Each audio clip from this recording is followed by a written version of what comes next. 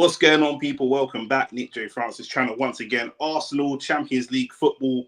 This time we're not at the carpet. We're playing Gyökeres and Sporting Lisbon, the team that knocked us out 2 years ago, was it? Was it 2 years ago we got knocked out? We're coming off the back of a very good win, 3-0 against an in-form Nottingham Forest, and now we go up against an in-form Victor Gyökeres, who is the talk of the town, the talk of all of Europe at the moment.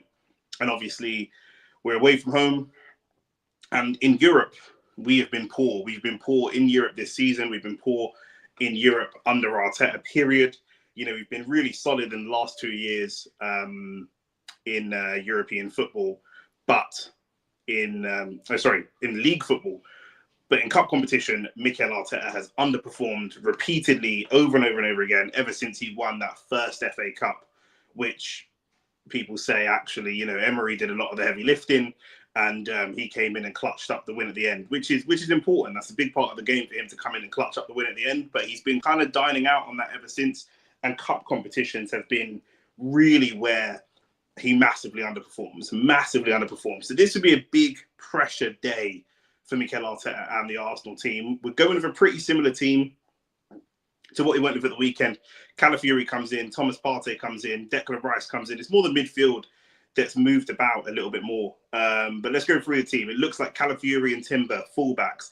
Gabriel and Saliba, centre-backs. And I want to keep an eye on that because, you know, what we don't want to do is burn out the players that we have. We really don't want them getting tired and burnt out and risking injuries and different things like that. So for me, it's interesting that we've got them both at centre-back after the weekend. David Raya in goal, of course.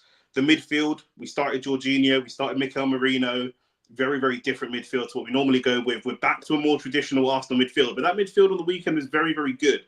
Although Partey did come on and get a goal as well. He's been on really good form this season. Let's see if he can continue that. Declan Rice, though, is the question mark. He's the person that's really underperforming. Came in last season for big money, put a lot of pressure on himself, coming in £100 million. Maybe not putting pressure on himself because I guess you don't really pick the amount of money that you transfer for, right? That's not down to him. But he came in for big money last year, was a really, really solid performer. Possibly one of the players of the season last year between him, Saka and Ødegaard. He was that important and that impressive. This year, totally different. Declan Rice hasn't really, you know, maybe it's England duty, hasn't really had much of a rest, but just hasn't looked great. Doesn't look like the same player.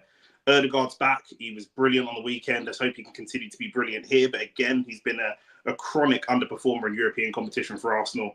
But that's the midfield. Partey, Rice and Ødegaard. And let's see. Looks like Partey in the 6 and Declan Rice back at the 8. You know, is he better? That's now the conversation. Is he better as a box-to-box midfielder? He has the potential to do it, but we haven't really seen him do it to a high level yet. We've seen him do high-level number 6 play of just ball recoveries and shifting the ball onto better, more technical players, more progressive players, let's call it that.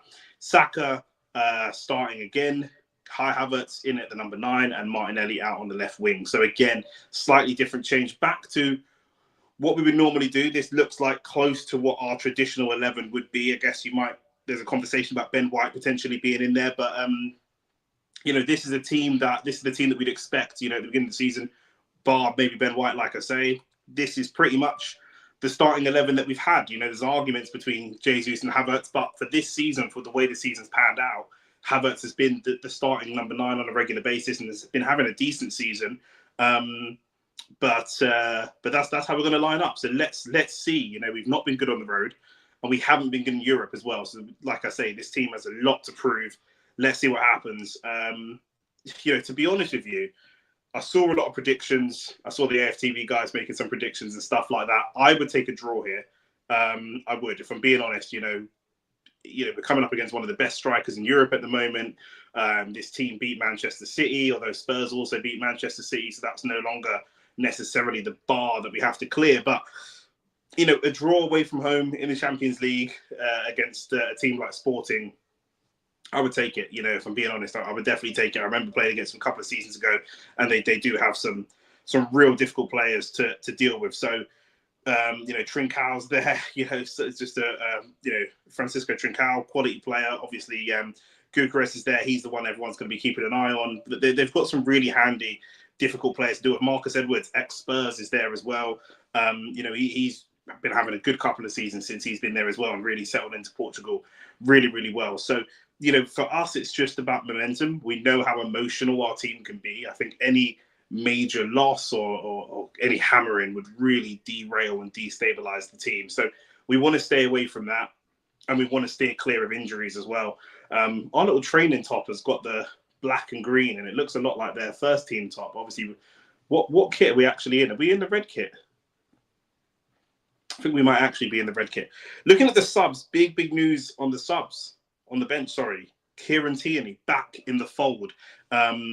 Strange. I know it's injuries and stuff like that. Some people felt that he was going to be surplus to requirements. He's not the kind of inverting technical fullback that Mikel Arteta would like. And it's good that he's back. And, we all like Kieran Tierney at Arsenal, even if he's not the kind of style of play that we've started to play with. He's been a good servant for the time that he's been here, other than injuries. Obviously, he's got an injury problem, but we have like 5 or 6 left backs or players that can play left back. We have Calafiori, we have Zinchenko, we have Jakub Kivior who plays that position. We have Timber that's played left back. We have Tomiyasu who can play left back. We have Kieran Tierney who can play left back. We've even used Miles Lewis-Skelly, who's also on the bench, as a left back. That's 7 players that have played in the left back position. What is going on here? It seemed like Kieran Tierney was out, done and dusted. He's gone from the Arsenal side, but it now looks like he may have a part potentially to play. Kieran Tierney in there on the bench. Let's see if he gets any minutes.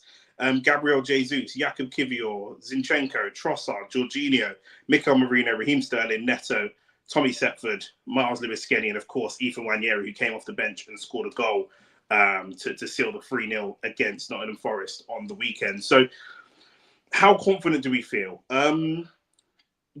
Where we can draw confidence, this is only this manager's, obviously the manager from Sporting has gone over to, Amarin's gone over to Manchester United now. This is this manager's second game in charge of this team. Now, the team is purring, the team has been playing really well. Like I say, they've got the star man in Eucharist and all that kind of stuff, and that's all great. But for us, we've got to be...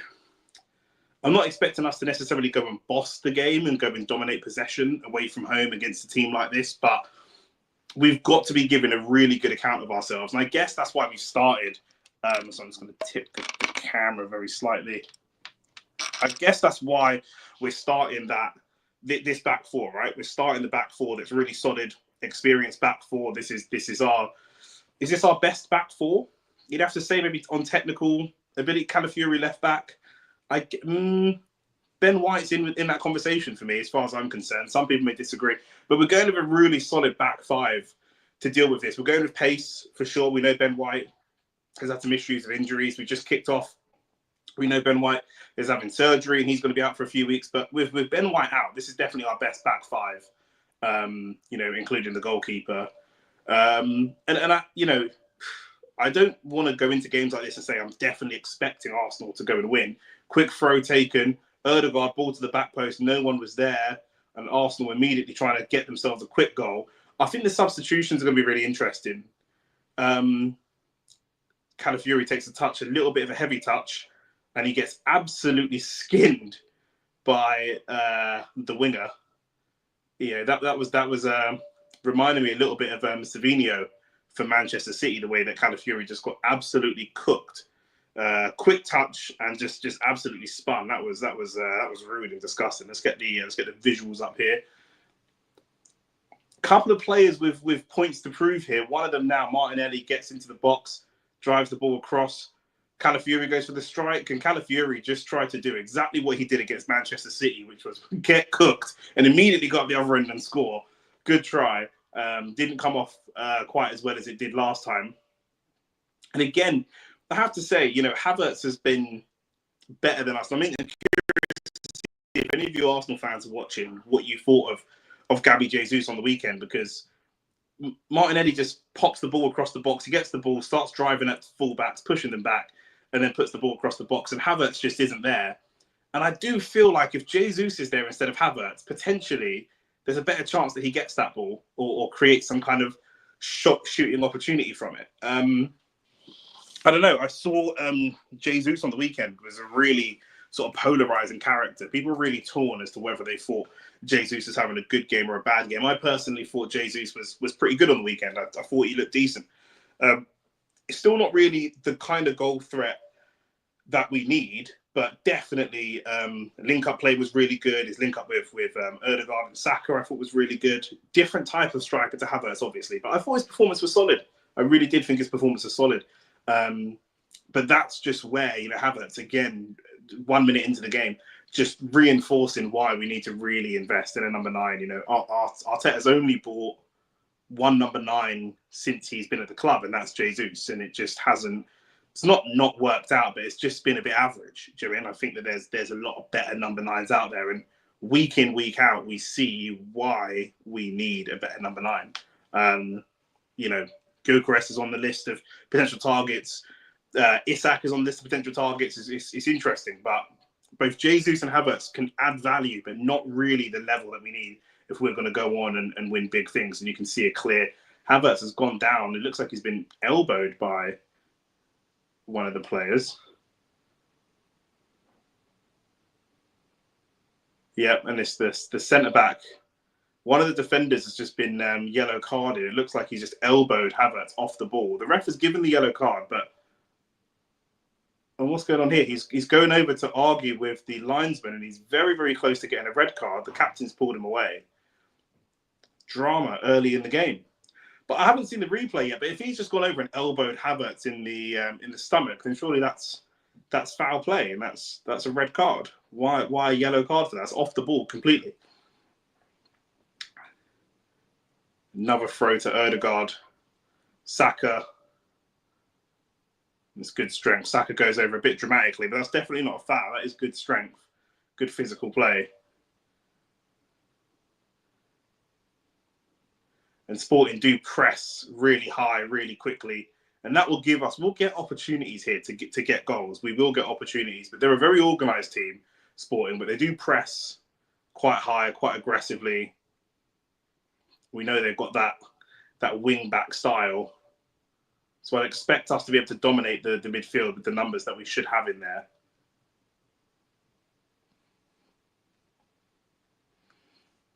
And it looks like we're probably going to have more of the ball, to be fair, which is a little bit surprising. If we're going to have more of the ball, then I back us to win. If we're not going to have more of the ball, then I think we can get a draw.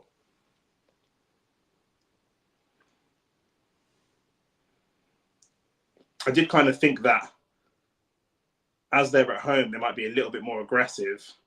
Couple of fouls on Saka early, definitely trying to rough him up a little bit. Some of them are fouls, some of them aren't fouls, to be fair. Saka's calling for the foul. Some of them aren't fouls, some of them are just good, aggressive play, which is a bit of a lost art in football, definitely in the Premier League, of like people being really aggressive. Saka's down again. That one I'm just not sure was a foul either, to be honest with you. It isn't nice, they're getting close to him, they're roughing him up, they're making it really difficult for him, but they're just not clean enough challenges to be fouls, in my opinion. But if he can get himself a decent foul, then he'll be in for a penalty or a free kick in a dangerous position. But, we got a goal against Nottingham Forest that was chalked off for offside from a dangerous free kick. And then Saka's picking up those types of positions again. But he needs to be smart and allow the defender to come in and set the tone and set the pace, and for him to go and use that to his advantage, just like he's done here. And him and Ødegaard linking up again. And the defenders have got the ball now, but that was good play. And again, the wing-backs just run the ball out of play. And this is the thing, Sporting are very frantic. As I said, they're going to rush. They're going to rush the ball. Arsenal are going to come here. We've got the more technical players. We're probably going to dominate the ball. And Sporting are going to, when there's a half chance to get the ball, they're going to be really rash about going and getting it. And we've seen that once or twice already. We're only 5 minutes in.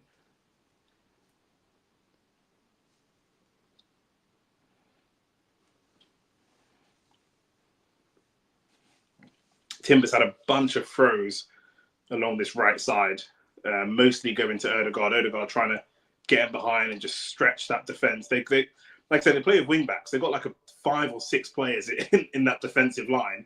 Looking at it now, 1, 2, 3, 4, 5, 6. They've got about 8 players in that defensive line. That's a brilliant ball. Is that 1-0? Is he offside? Is that 1-0 already? That is a brilliant ball from Jurriën Timber. Amazing ball from Jurriën Timber. I've got to see that again. I didn't expect it at all. He's just driven the ball across the box, low and hard to the back post. And again, Kai Havertz is there.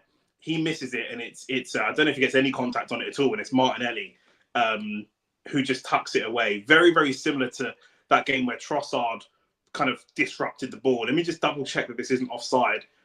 There's a shout for Timber to be offside. Martinelli wouldn't be. Martinelli would be onside. I don't know. I think there's maybe Jurriën Timber could just be offside there. That's a brilliant goal. Anyway, driven across the box low and hard. Not something that we normally see from this Arsenal team, and something I would like us to see more of. And actually, Havertz is being pulled by the defender. Yeah, Havertz was actually getting tugged by the defender. So there's shouts for a penalty in there, if not the goal. It looks like they've given the goal, to be fair. Yeah, the goal's been given.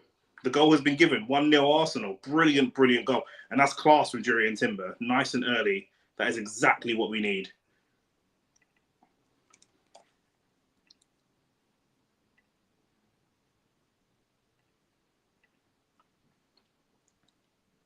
I did think straight away, first 5 minutes, we dominated the ball a lot more than I expected us to. A lot more. And that gave me lots and lots of confidence, to be fair.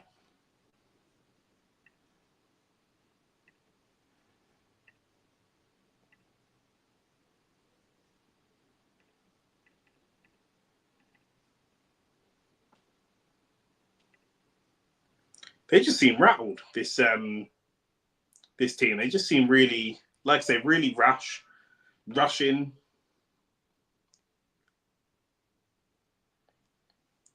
Now they've got this is their first kind of spell of like steady possession. Let's see what they can do.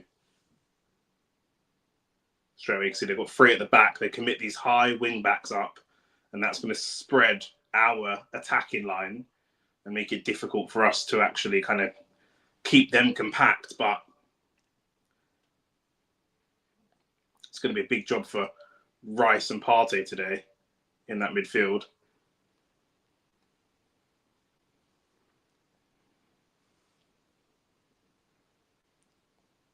Can't believe we're 1-0 up already. And the goal, I didn't even celebrate that much. It just kind of took me by surprise. It's just not what you expect from Jurriën Timber there at all, but kind of what should be happening, what we've kind of missed a little bit. And I guess again, that's Jurriën Timber in his natural position, right? We're so used to seeing him at left back and him not doing that type of thing, but he has to cut back on his right foot. But actually, at right back, he can be much more effective. As good as Ben White is, there's a different profile of right back. And Sporting have just done a very similar thing, and their left wing has driven the ball in across the box low. It's got away to the other side, but it almost bounced anywhere.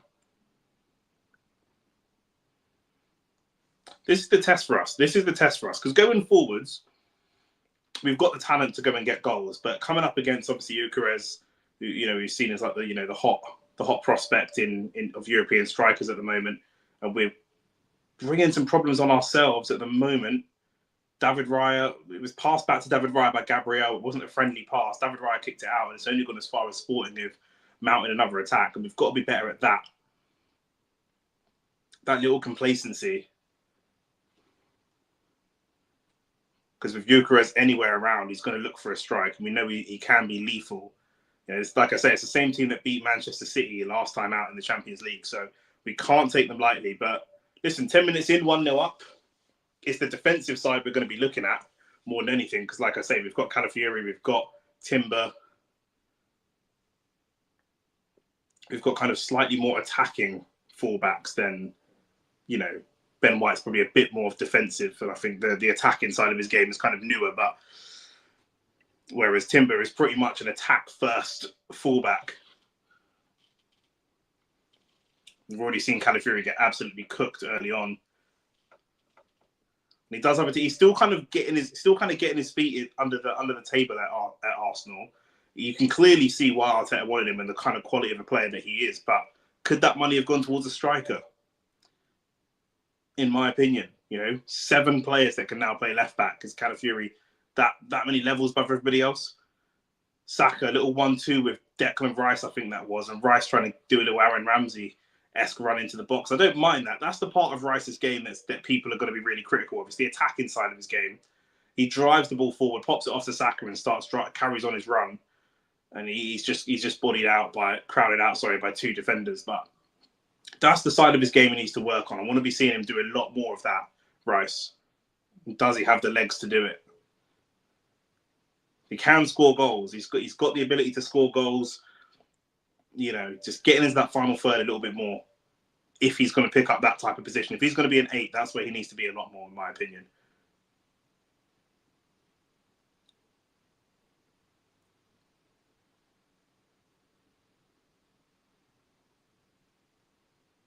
It's already a lot better than it was 2 seasons ago. We came in with Fabio Vieira and what was it? They go to penalties that day. Went out on penalties. Difficult day. Ref has given that is not a foul, ref. Foul on Marcus Edwards by Saka. I don't think that's a foul at all. See that again. It's not a foul, ref. He's got the ball. He's got more than enough for the ball as well. But there you go. Typically, we see much better refereeing in European football than we do in the Premier League. But that one was a mistake. Free kick comes in from Sporting, headed away relatively competently. And could Martinelli pick that up? He can.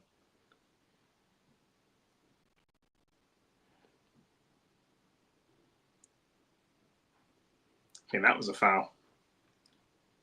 The ref give the foul for that.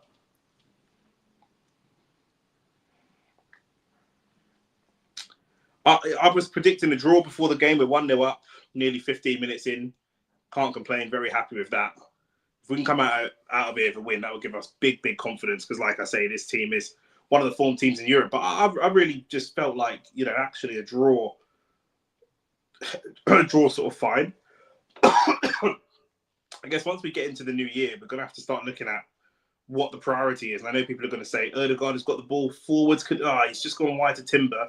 Felt like he could have maybe found Saka, but the angle was tight. That's a great ball. It's just overhit. It's an Ozil-esque ball over to Martinelli. And I will say Ødegaard is looking really brave, really, there's the criticism of him sometimes that he's a little bit conservative for a number 10. He looks for lots of sideways passes and ball retention, but he's getting up nice and high and just trying to pick out. He's looking for assist-level passes every time. He's looking for goal, not necessarily for him to shoot on goal, but he's looking for assist passes all the time, which is more of what we need from him, in my opinion.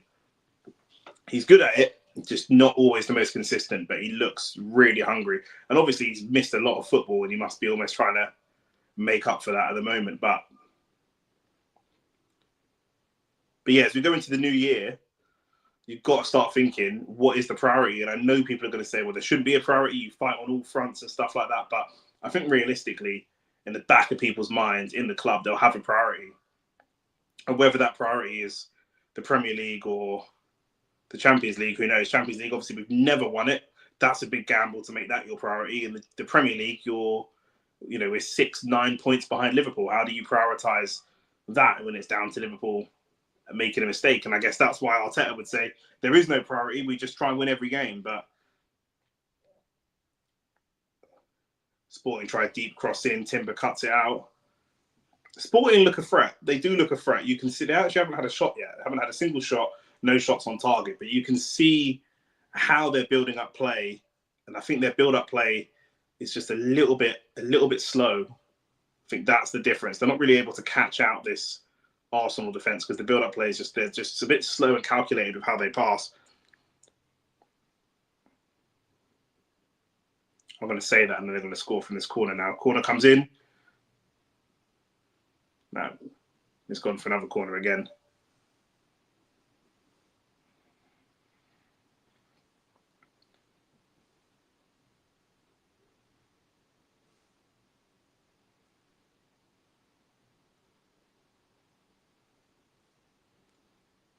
Corner comes in again.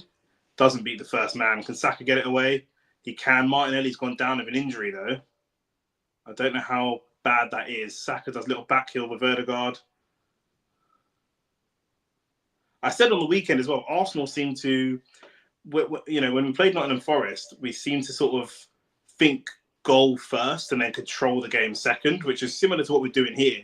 Whereas when sometimes with Arteta, the problem is he looks to control the game first and then goals are almost like a secondary priority. Whereas on the weekend and today, it's like goals. Think about the goal, get goals. And then if you can control the game after that, then that's fine. Bit of a high foot there on Declan Rice. Ref plays advantage. And Martinelli's back up and playing. Declan Rice not happy, but let's get on with it.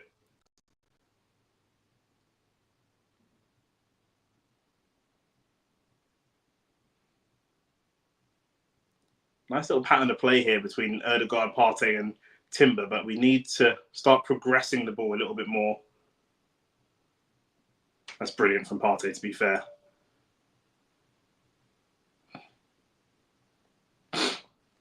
When we play like this, you can see why Arteta wants the kind of players that he wants, right? The players that he kind of identifies like a Timber and stuff like that. You know, you can see why he wants these players, but it's annoying that he has this kind of focus and ambition for players that are at the back end of the pitch. We need the same type of aggression and dedication to sourcing the right player up front and in any attacking position, whether that's a striker, wingers, all the rest of it. You know, we need someone that can be a backup for Saka. We need someone who can, you know, I know Sterling's on loan, but we can definitely do a lot better than that. There's a couple of levels up from that. It can't be Saka on his own. And here comes Saka on his own, running on his own. Gets the throw.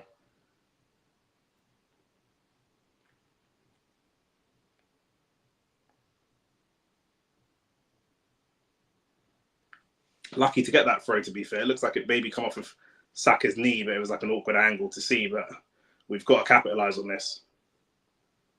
Not necessarily this, but just these little moments. Kai Havertz still really yet to get into the game right now.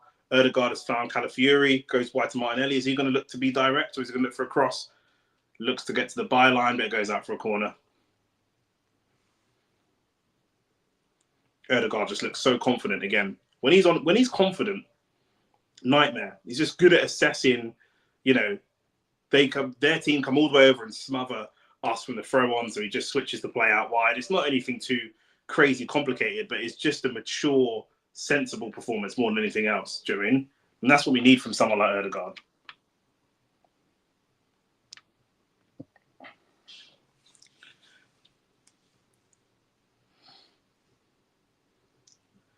Declan Rice with the corner. Everybody's back post apart from Gabriel, and the defender's getting pretty aggressive with Gabriel, but Gabriel won't mind that. Corner comes in. It's well defended, to be fair.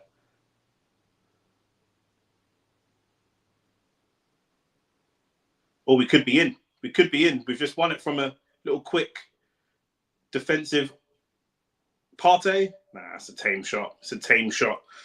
It is a tame shot. I don't mind it, though. We're doing a lot of the right things. We're doing a lot of the right things here. That went straight to the keeper. That shot from Partey is a bit speculative, but Sporting trying to play out with their goalkeeper.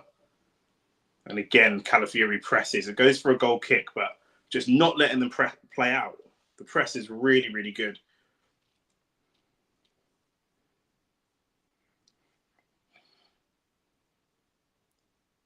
Goalkeeper's got the ball again. Ødegaard pressing. Yeah, force them long. That's the thing. Gyökeres is a good striker, but he's not going to want it in the air against Saka, against Saliba and Gabriel, really. So if we can force them long, we're going to get that ball back pretty quickly, and that's exactly what we've done here. Great ball from Partey. Can Saka get them in? A shot first time. He does. Havertz turns it in. Is that a goal or is he offside? It's 2. Is that 2-0? Oh my God. What a goal that is. What an absolute... That's an amazing goal. That is Thomas Partey at his best. Thomas Partey at his absolute best. And like I say, that all comes from the press. Arsenal go up and press, force Sporting to go long. When Sporting go long, we win the ball back. And then Partey, chipped ball over the top. Let's see this pass again. Saka runs off the shoulder. He is clearly onside.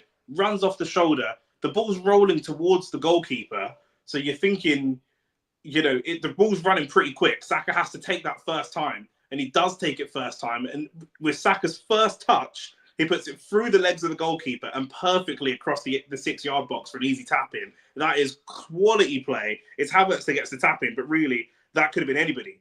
And it's quality play again from Bukayo Saka and Thomas Partey. 2-0 Arsenal. Amazing. And I saw people on Twitter bantering about the AFTV boys thinking that they were going to win and all this kind of stuff. And look, it's 20 minutes in, 22 minutes in, and already Arsenal are 2-0 up. So it's not an outrageous thing to think that we could go here and get a win. And that's exactly what we're seeing right now. It's a brilliant play. That honestly, I could watch that goal over and over again. That's amazing. And it just makes you wonder what was happening at the beginning of the season. This looks like a totally different Arsenal to the Arsenal we saw at the beginning of the season. 22 minutes in, 2-0 up, away from home in Europe, against the team that knocked us out 2 years ago. And again, to save Arteta's job, and look, Arteta's not under any risk, obviously, because the board love him and he's got big buy-in from the owners and stuff like that. And I get that, but really, to save Arteta's job every year, I need to see progression. The new format, obviously, the Champions League changes things because we were in the round of 16. I think when we got knocked out to them last time, so it's difficult to measure progression. But you look at games like this and think 2 years ago we were getting knocked out by these in the round of 16. This now, just off this sort of 20-25 minutes, looks like progression from then. Do you know what I mean? Because this team's a better team than they were 2 seasons ago.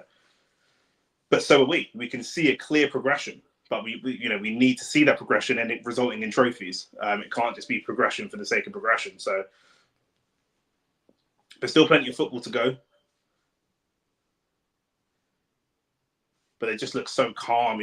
Sporting just put a ball over the top. Gabriel just took that nice and calm, played it to Martinelli. Martinelli didn't have a lot of space to operate, popped it inside to Partey. Partey switched to Timber, and everybody just looks calm. It just looks really like everybody knows what they're doing, and it's no problem. Really calm, mature performance from Arsenal.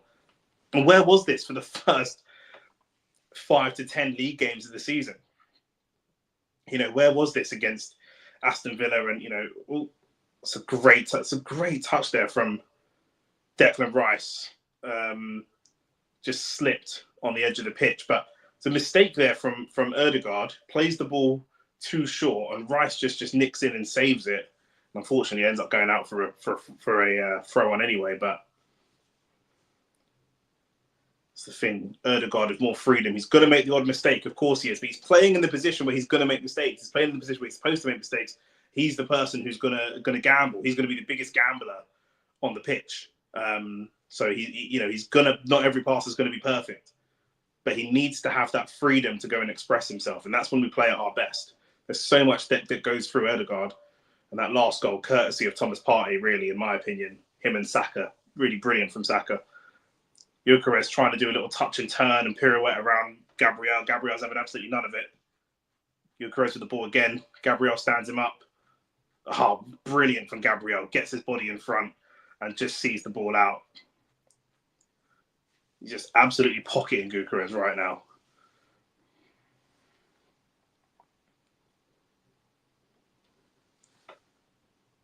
Arteta's given his instructions as he does. And I'd say, he's given his instructions a little bit. This is where some people criticise him, because 2-0 up, 25 minutes in, kind of cruising, arguably. He's given his instructions in a really sort of manic sort of way, where you think actually he could communicate in a bit more of a calm way, really. It's not a dire situation. You're communicating as though things are dire, and actually things are pretty comfortable. Maybe we can just adjust how we communicate. But listen, who am I to tell Arteta how to manage? But that's the criticism that he's going to get. Is that his energy is always up here when sometimes he could just take it down a notch. Throw-in finds Calafiori. Martinelli's out wide. Saka's arriving. Oh, Martinelli can't beat his man. Martinelli he needs to get back to winning one-on-ones. I honestly wouldn't even focus on him getting goals.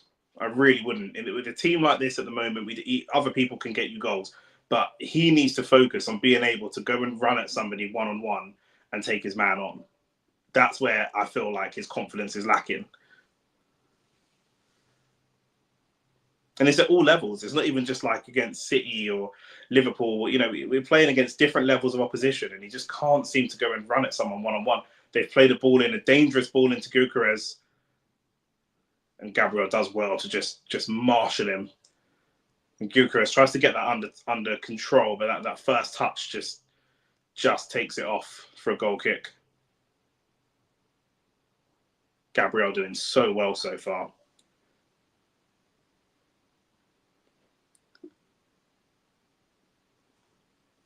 But, you know, Gyökeres is dangerous. Like, he doesn't need a lot of, you know, he needs one chance and he can finish. We've seen it. But, you know, I did think that when they played City, some of the goals that he scored, some of the goals I have seen have been gifts. And if we give him an opportunity, he will go and score. But at the moment, you know, he's coming up against a very confident, very difficult to deal with Gabriel. Gabriel's just barged him out of the way, shoved him out of the way, held him off and used his strength, beat him for pace once, beat him in a standing tackle.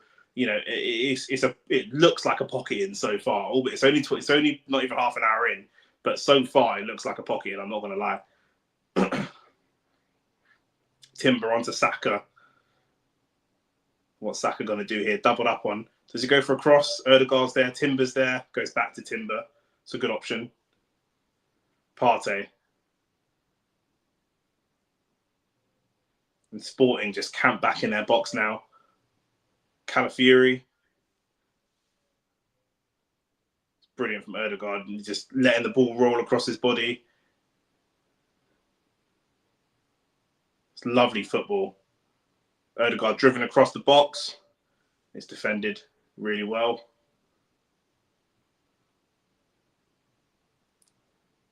It looks to me like Calafiori, that's a good pass into the feet of Gyökeres, who taps it on for a 1-2. And Gyökeres running against Saliba now. He's got past Gabriel, gets towards Saliba, passes the ball across the box. Not a terrible pass, but Timber cuts it out. And then I think it's Calafiori brings down Ignacio, and they're going to get a free kick. Yeah, it's definitely a free kick. Just gets wrong side of him. Definitely a free kick in that situation. Yeah, that's the first time that I'd say Gyökeres has got the better of Gabriel. The ball's played into his feet. He just holds Gabriel off, pops it off, spins and gets going. And we know that's what he wants to do. He wants to really be getting into a one-on-one foot race with Gabriel. That's where Gabriel's going to have problems. But if they're standing up face to face, Gabriel's going to deal with him. But really, they really want to be running against him too much. Free kick, standard for Raya to gather. They'll set Arsenal away straight away. What a pass that is from Ødegaard.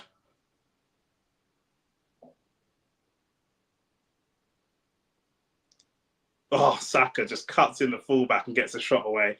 Tries to go near post. Cheeky. Has a little smirk, but the keeper gathers that.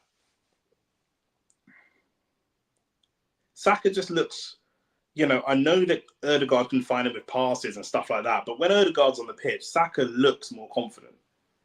He just looks like a more confident player. Maybe the stakes don't feel as high. You know, maybe it's that the stakes don't feel as high because it's like Ødegaard's here, we'll get more opportunities. I don't know.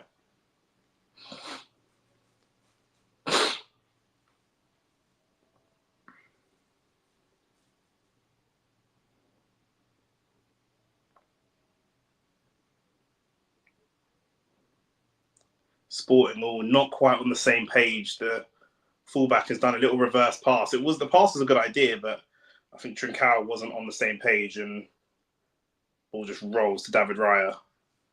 It's a brilliant pass. It's a good idea for a pass. Trincao was onside. He just wasn't concentrating.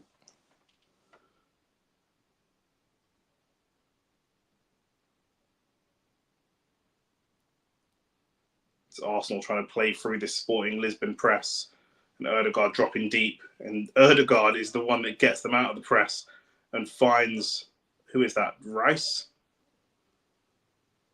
Ødegaard again.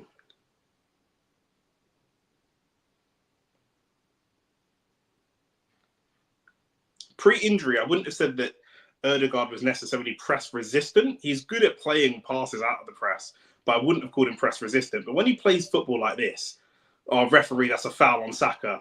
Ref, that's a foul. We've got the advantage. Ref, I've got to see a yellow card for that. I've got to see a yellow card for that. I think the whistle's been blown for an offside, but Saka's driving inside and just gets taken out. He pops the ball off and just gets taken out. The ref has got to surely call for a foul there. Surely.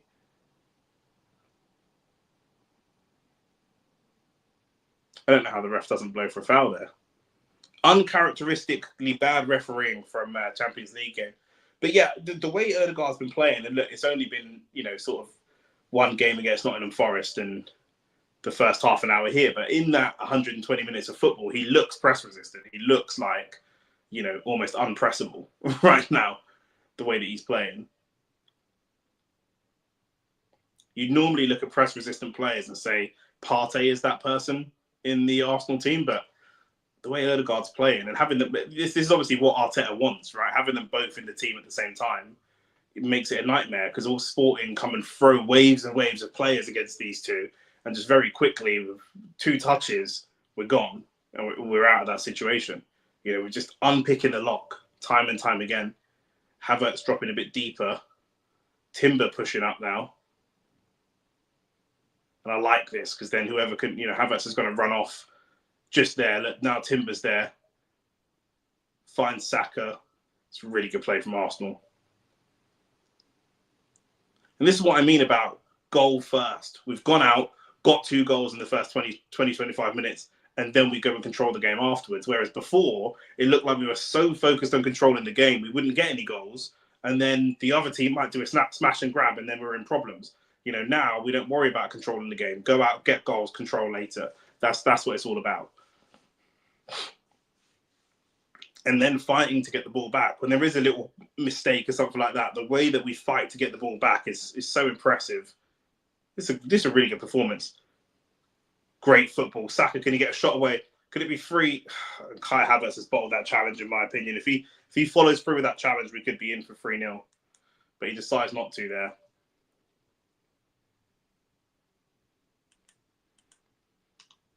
Honestly.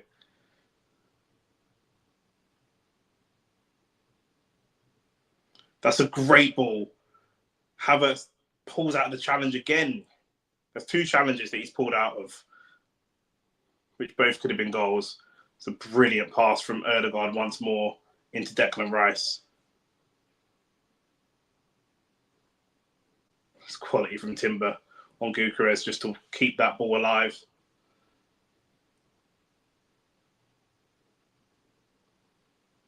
This Arsenal, after the international break, this doesn't even look like the same Arsenal team as before the international break. It really doesn't.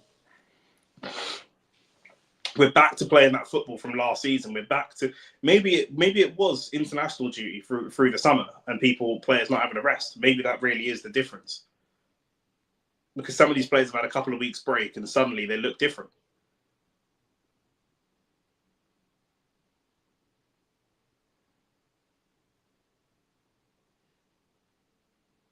They look totally different.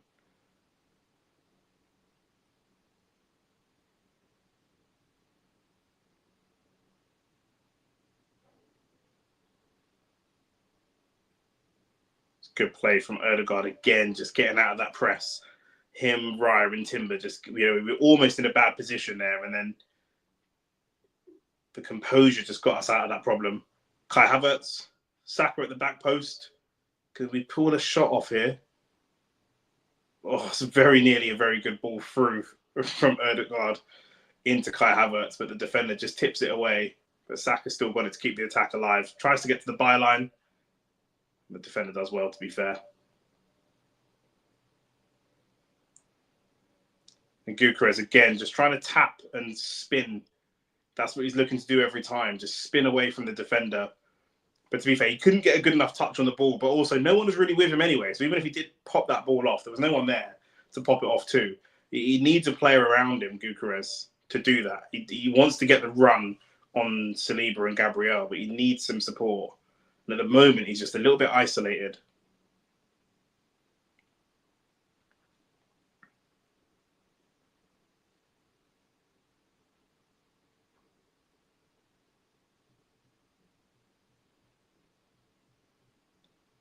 Good tackle from Saliba. That time they did it right. Defended one of their attackers just popped the ball off of Gyökeres. But Saka could be in here. Can he get a shot away? He does get a shot away. We're still live. Declan Rice, and it's gone way wide. Poor shot from Declan Rice. But you can see his intention. You can see his intention.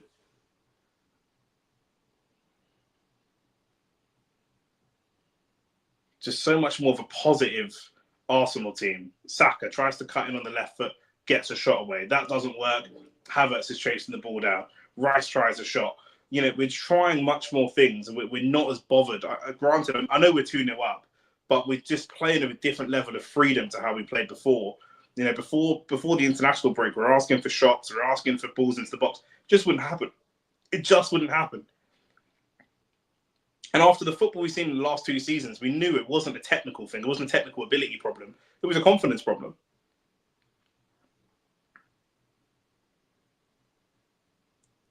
Still, it looks like, you know, Havertz never really looks confident. Martinelli doesn't really look fully confident either. So you feel like this is a really good team, but with a proper striker and a new winger, this team can go a level up. I think that's Ignacio who just put a run forward. No, it's Marcus Edwards who put a run forwards. And Saliba just stepped in front of him and held him off. It was a promising run. Saka brought down by Araujo.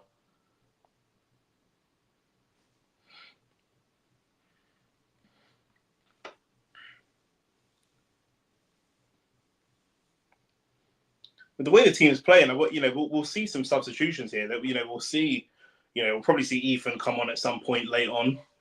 But we'll see some players. We'll definitely see some substitutions in the second half, 100%.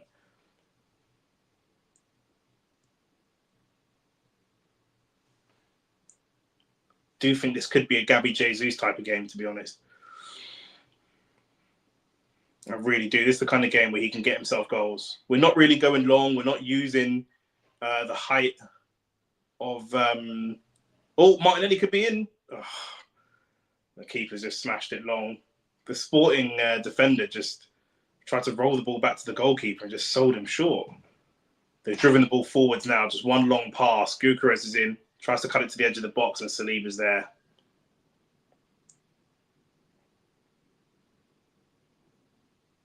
And now Havertz finds Saka. We should be able to mount. We haven't got more numbers. They've got numbers back, but we should be able to put some sort of attack together.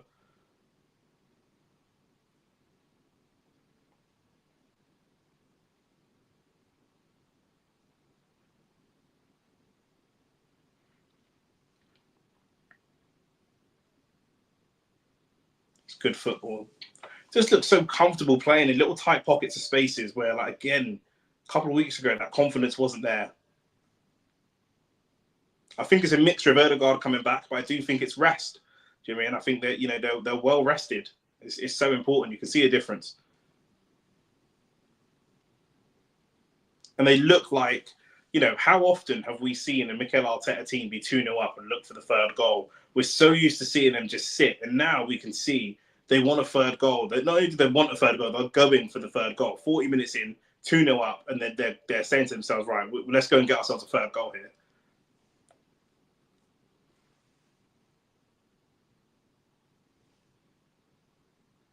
It's good play from Partey and Ødegaard.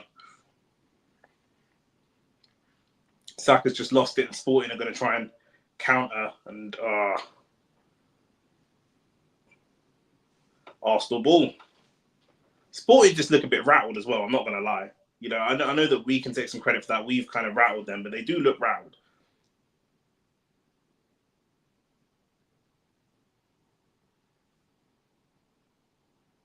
Maybe rattled isn't the right word, but they don't look composed. They definitely don't look composed, for sure. They go for the long inbound throw-in, but Martinelli just couldn't get on the end of that throw. That's annoying. You know, we shouldn't really be throwing it away like that. I get the intention, I get the idea, but let's make sure the player can get there. Yeah, I was saying, you know, Kai Havertz is doing a lot of his, like, link-up play and one-touch passing and stuff. And I think with the way we're playing, that could definitely be a Jesus type of situation. You know, we're not using the height and the target man abilities of Kai Havertz, really. So for me, I wouldn't mind seeing Jesus get on the pitch, to be honest. I think that game suits him really well. It's how he naturally plays. That's the thing. Martinelli loses out to Trincao.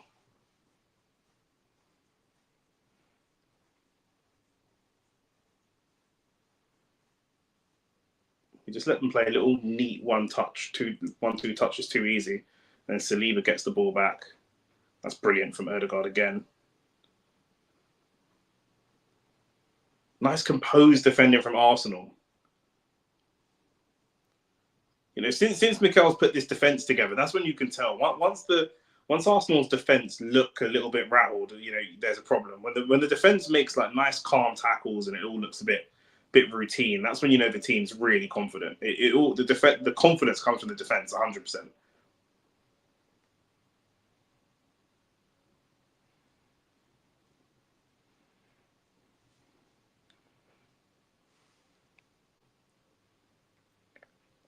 Sporting could be in here. We've lost the ball a couple of times to just really silly passing. Quenda has just had a speculative shot. Is that gone for a corner? We just let them get in too easy.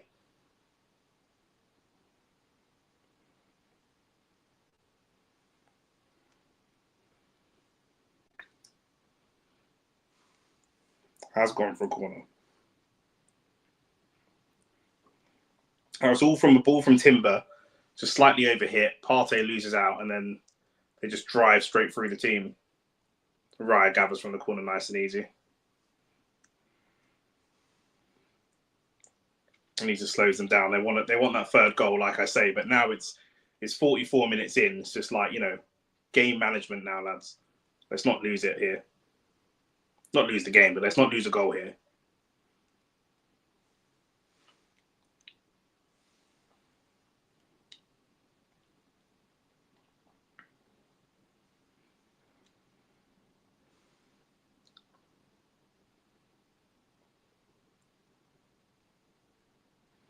Saka doing really well against the fullback, just stand him up. Sits him down really well.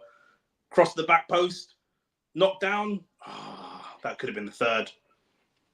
Ødegaard was there on the edge of the box waiting for a little short pass. It looked like he wanted a shot. Saka chose to go to the back post. You wonder, could he have just popped it short to Ødegaard maybe?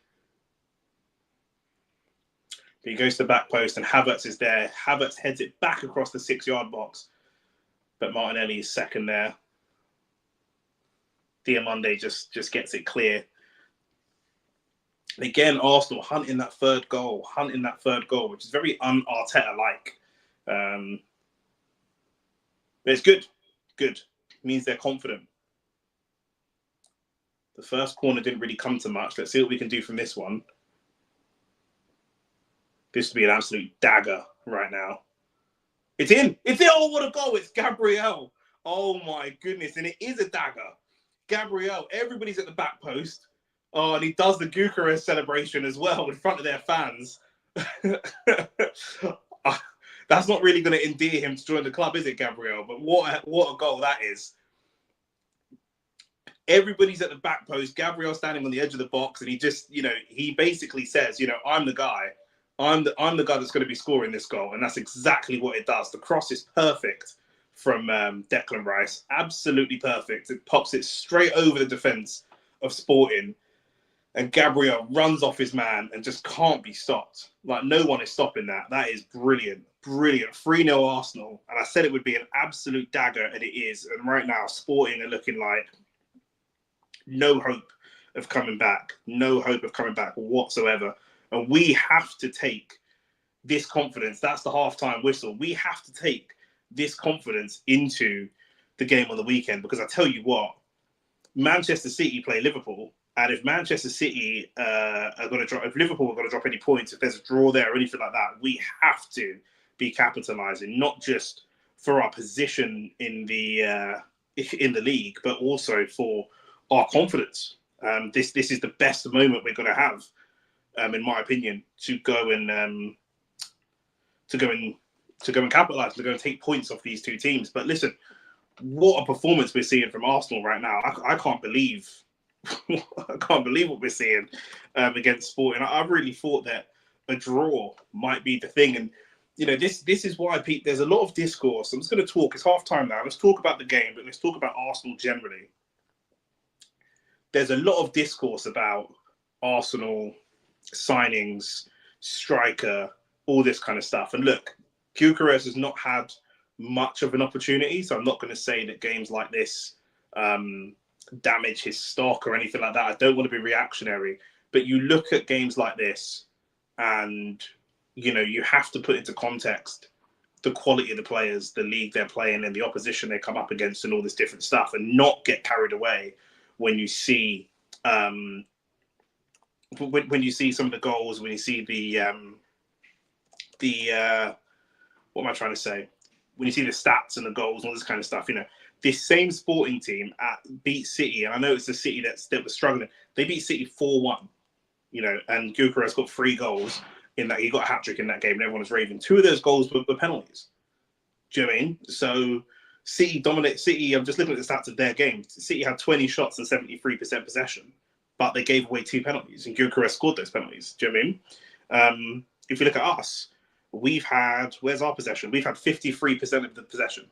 So we haven't dominated them as much as City did in terms of the ball, but we've had 9 shots, 5 on target, and they've only had 2 shots, 1 on target, right? And even that 1 on target was speculative.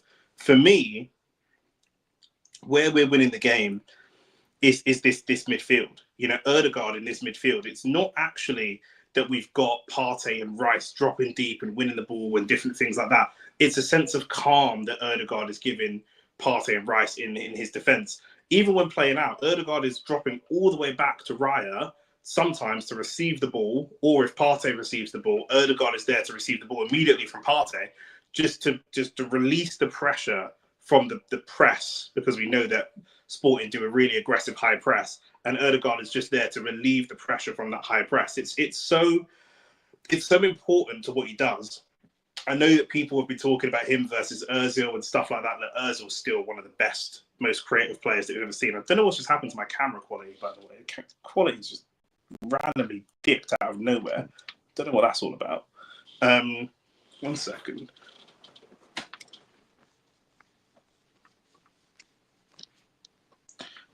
Don't know what happened there. Ozil's still the creative player that Ozil is still, he's still the Don in terms of pure creativity. But what he didn't used to do was some of the harder work in terms of the dropping back and the defensive work, in terms of the high pressing stuff. He didn't want to do that stuff. Not only did he not want to do it, he just wasn't very good at it, to be fair. And that's the stuff that, although Ødegaard is this creative outlet, he will drop back and do that type of stuff. He will drop back and tackle. He will go and press the last man. He'll run for dead balls. He'll do all of that extra stuff on top of being the creative force that he is. And that, for me, is what is taking this Arsenal team to, not to the next level, but back to the level that they should have been at before. And then Thomas Partey, we know that him and Jorginho is so crucial in terms of breaking lines, and that's exactly what he's done. And they can both break lines on the ground. Typically, when I think of Jorginho versus Partey, I think Jorginho breaks lines with a lot of balls over the top. He does that kind of flicked ball over the top, that kind of L1 triangle FIFA ball, whereas Partey typically breaks lines on the floor. But he can do these aerial balls, and he's doing them today, and it's working. I think Saka's been sensational, as he normally is. I think Partey and Ødegaard have been brilliant. And Timber, that whole right side has been brilliant. I think all the goals have come from that right side. Well, the Gabriel goal didn't because it was a corner. But I think the others have both come from that right-hand side. It's a really, really solid performance. We can see the confidence that the team has. And this, like I say, besides maybe Ben White versus Timber, but even still, I think because of the way that we dominate the ball, I think I'd favour Timber over Ben White just because of the style of football that this Arteta team plays. This is the starting 11. This is 100% the starting 11, and you can see the difference. You can see the difference here. I'm really surprised by the possession stats. That must have been later in the game. They started to get more possession. First half of the first half, they couldn't really get the ball. They couldn't really retain the ball very much. And our defensive shape is just so solid. We don't actually have to go and chase the ball. When we press, what we're doing, rather than pressing to win the ball, and obviously we do want to win the ball, but what we're doing is kind of pressing and ushering them into tight spaces. And so they're playing with a pitch that's like this. And as we press, the pitch is just getting smaller and smaller and smaller, condensing them in. They have to go long to Gyökeres. And once they go long, Saliba and Gabriel are mopping up from there. And that's what I think we're doing really, really well. It's just forcing, not allowing them to control things and different things like that, but just forcing them to play the game in a way that they don't want to play and actually play the game into our hands. And I think that's what they've done. I think that's massively what they've done. If we look at their passing statistics, I reckon their passing statistics aren't very good. Our passing statistics both the same, 89% versus 89%, and they've got that one yellow card. They've actually had 3 corners. We've only had 2 corners, and one of them's resulted in a goal. And let's not, I saw John Obi Mikel on a podcast the other day. I'm just looking at goals again. It's Timber the first time and it's Saka the second time. So everything has come down that right-hand side for Arsenal. And I saw John Obi Mikel talking on a podcast, and he said that he didn't, he thinks that set-piece goals are basically cheating. And, if Arsenal just want to go and score off the back of a set-piece, then it doesn't count. And basically, you're not a very good team if you only score from set-pieces. But you look at games like today, it's 3-0. 2 of those goals are from open play. The first goal, Timber drives the ball. Timber, special shout out to him, he's been brilliant. Timber drives the ball across the box. The second one, again, it was Timber on the ball. He pops it back to Partey, and Partey is a great floated ball. It is like a proper L1 triangle on FIFA. Floats the ball over, and the ball is perfect. It looks like it's a little bit too heavy, but because it's so heavy, the keeper comes for it. And once Saka taps it past the keeper, goes straight through the legs of the keeper. So Saka's on an assist, Timber's on an assist, Rice is on an assist, and then it's Gabriel with the goal, Havertz and Martinelli with the goal. But in terms of the 2 open play goals, they've both come from that right-hand side. And Partey comes across, Erdogan comes across, and they start to set up these little diamonds in between them, and that make it very, very difficult to track. And any of them can deliver a pass and deliver a cross. Any of them are capable of doing that.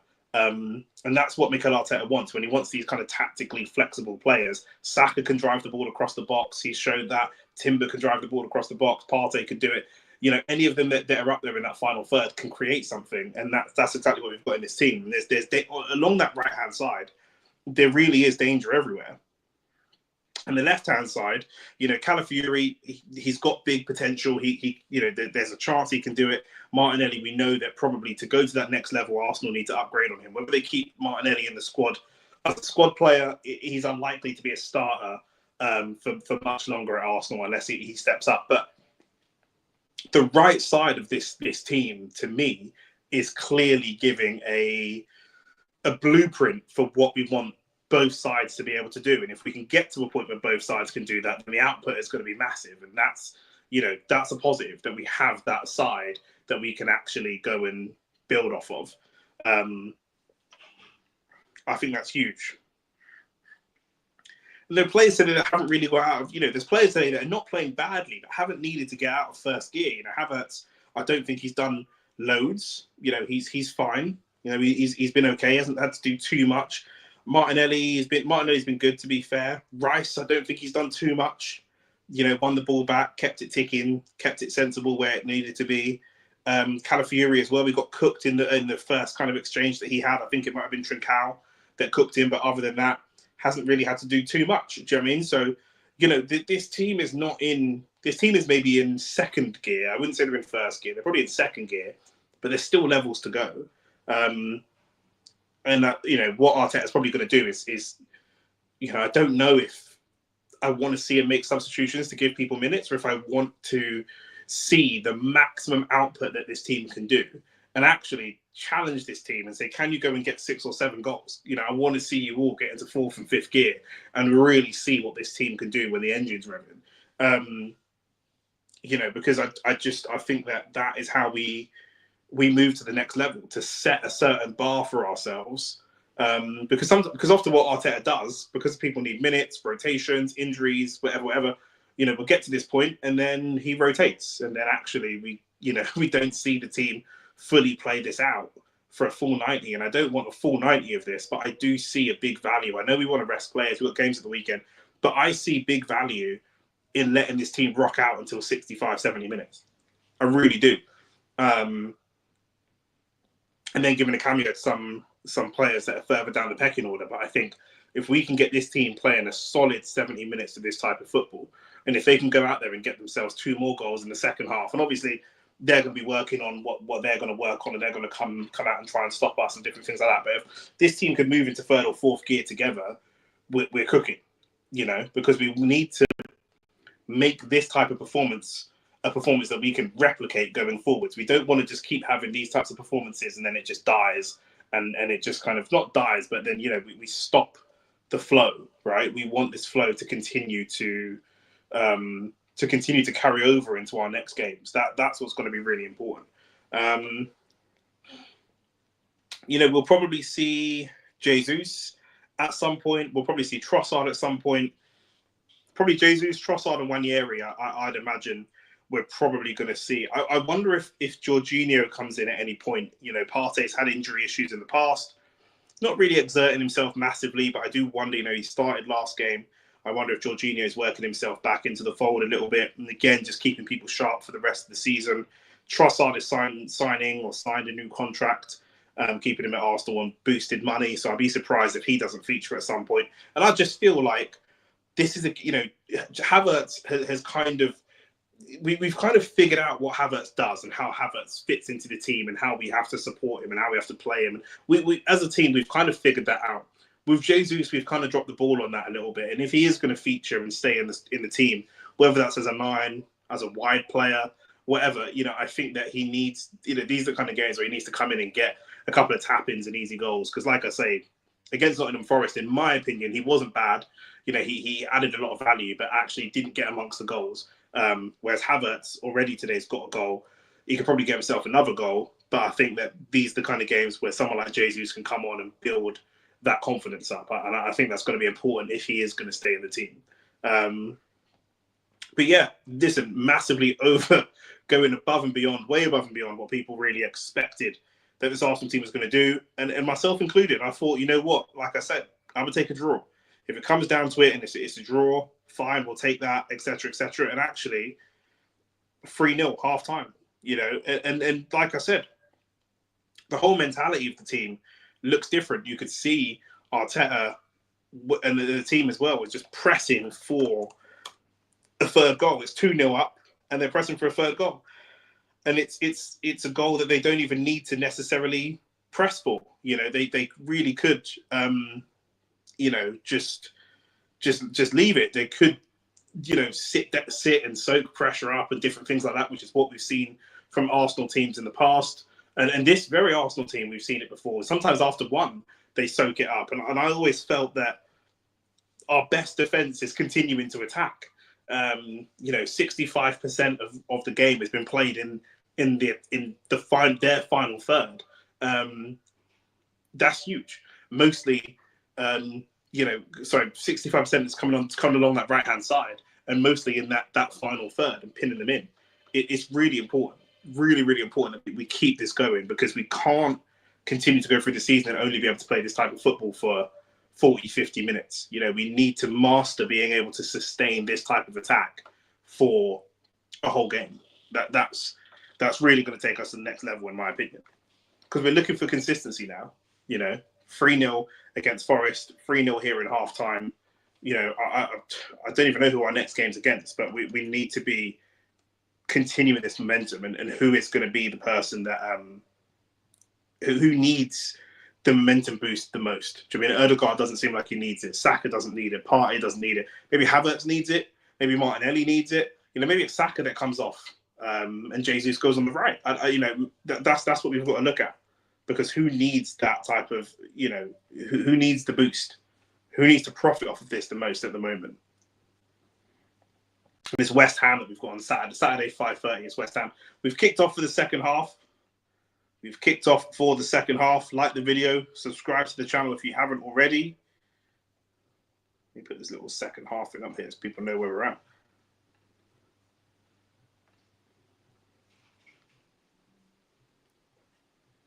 But yeah, it looks like it's West Ham 5:30 away from home, but still a London derby. We didn't lose a single London derby last year.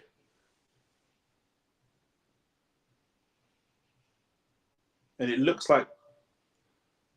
to me like they're just going to continue to do what they were doing before, but more in terms of Sporting and their kind of aggressive press. They're starting to put more defensive bodies over on our right-hand side and their left-hand side. Again, Gyökeres tackled by Saliba, but Saka's given the ball away.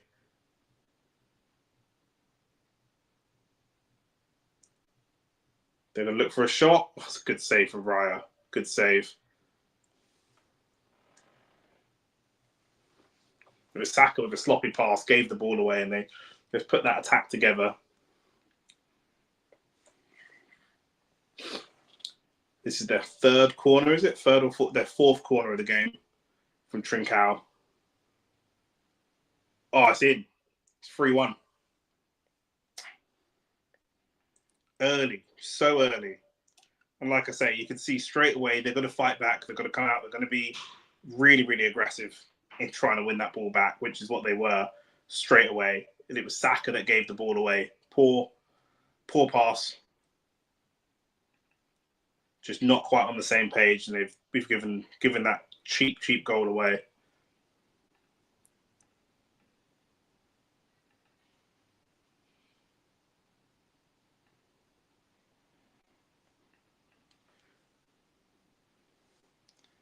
Misfits watch along on Thursday. Thank you for the comment. What time? What time and who's playing? Who's playing? Who's fighting? Sorry.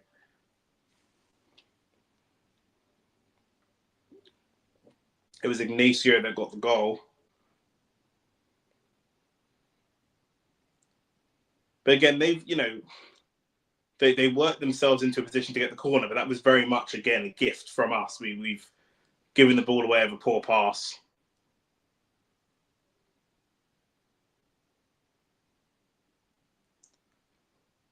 They're here battling an attack again.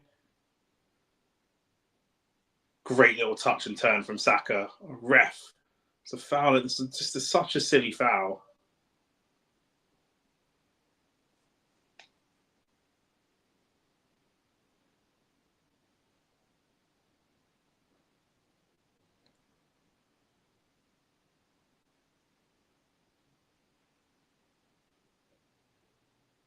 Let's get a bit of composure in this, lads. Let's get a bit of composure back in this game.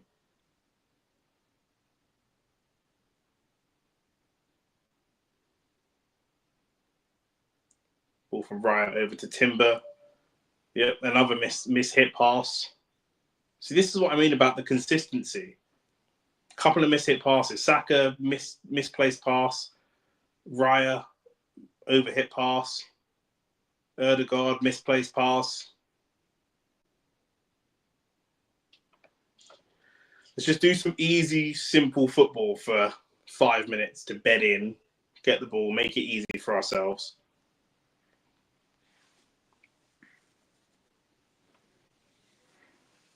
And then we'll get the level back.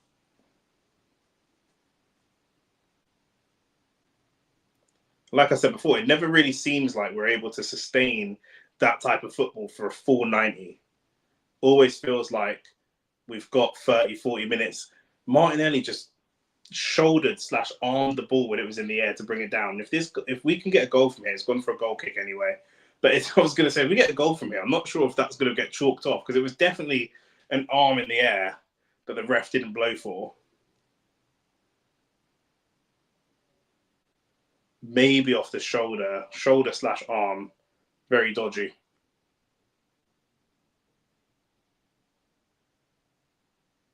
Yeah, but the players picked up the ball from the goalkeeper and they've let him go all the way from their box, all the way over to the halfway line.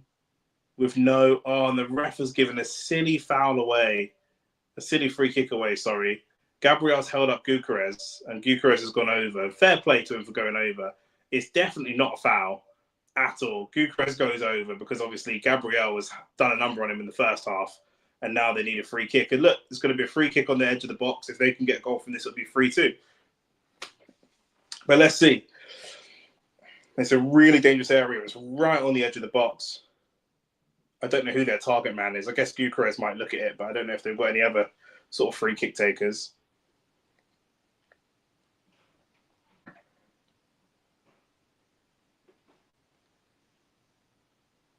It's the game management that we have that's really bad. Really, really poor game management. ATA, I'll come to your question in a minute. Let me just see this. Yeah, Gyökeres is definitely lining this one up, especially where he's not had a sniff. It's over, way over. Whatever, I think that's his first shot.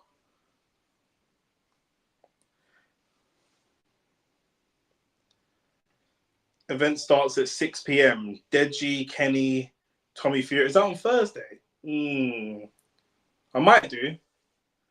Yeah, maybe. And now David Raya's got a yellow card for time wasting. And again, 51 minutes in, and we've conceded a goal and got a yellow card. Game management, boys, please. Honestly.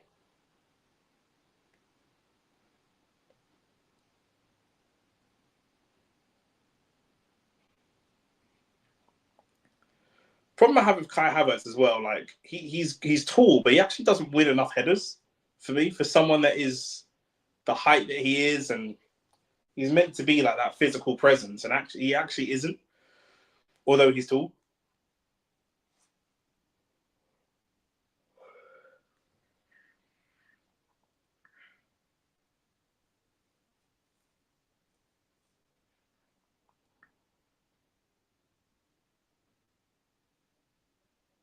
It's good pressing from Erdegaard again.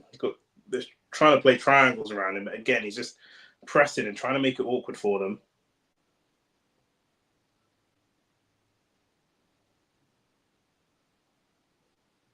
Let's not let them pass out of the press. Timber, good tackle. Erdegaard now.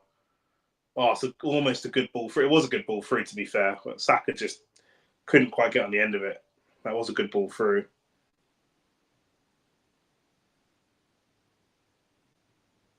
Martinelli with the tackle. Oh, and the ref has bought the dive.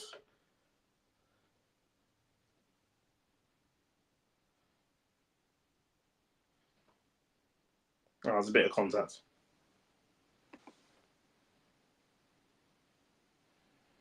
A little bit of contact.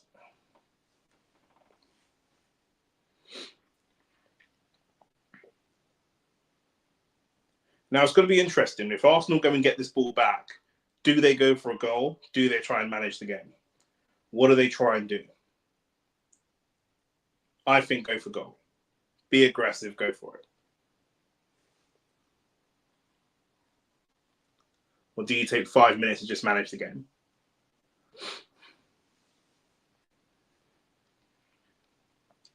These are the areas I really don't like us playing in now. Calafiori is about to take a throw from our left back position right near our own box. And somehow, we've got to try and make this go down the line and stick, because too often we go back to the goalkeeper, and with the way that Sporting are looking, really hungry, pressing high, let's not put our goalkeeper in that type of problem. Martinelli gets the head to try flick it on. Calafiori wins it. No, he doesn't. Now Sporting have it on the halfway line. See, I just didn't feel confident that we were going to retain the ball there. When we're playing in that space, we never really retain the ball.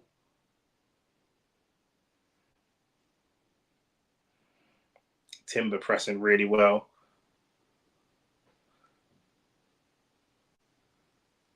We've got away with one there because Marcus Edwards just runs that out of play, but that was kind of risky from Thomas Partey and I think Declan Rice there.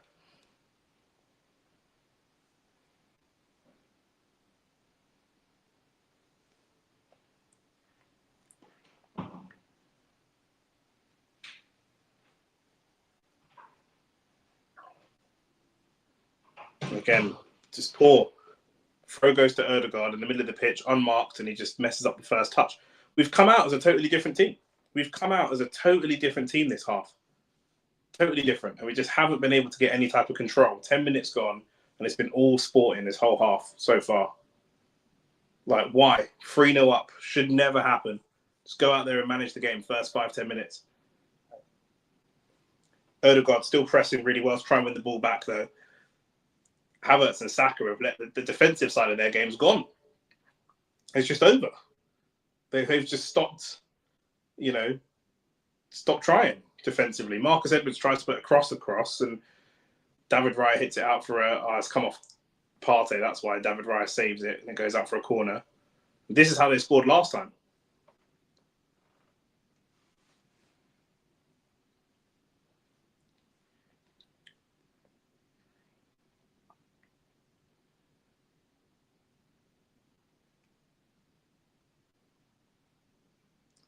Decent corner, decent header, but David Raya gathers.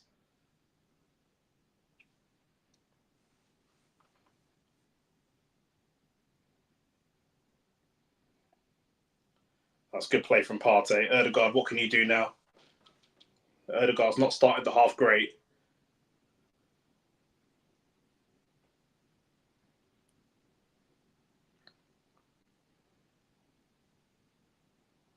We're back to the old Arsenal now, just like really static move, basic pass, cross.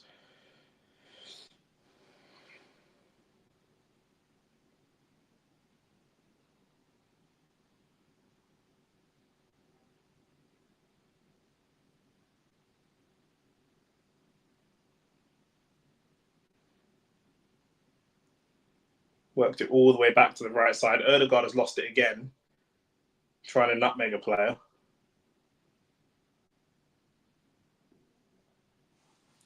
Odegaard's just doing too much. He's just forcing it the second half. The first half was good, and now he's just trying to force it every time.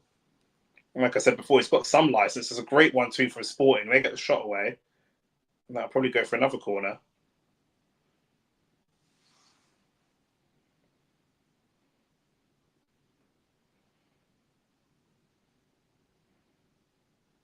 I think that's straight over. I don't even know if that's a corner or not. No, it's not. It's a goal kick. Poor goal kick from Raya. Doesn't make it to its intended target. Now Sporting have the advantage. Gyökeres is in again. Up against Gabriel. Gabriel does well.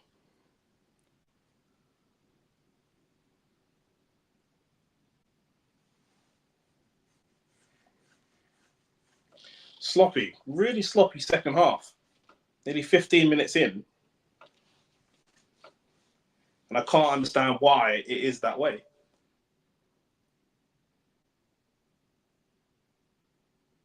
Odegaard needs to just simplify his game for the next 5 minutes. Just keep it simple.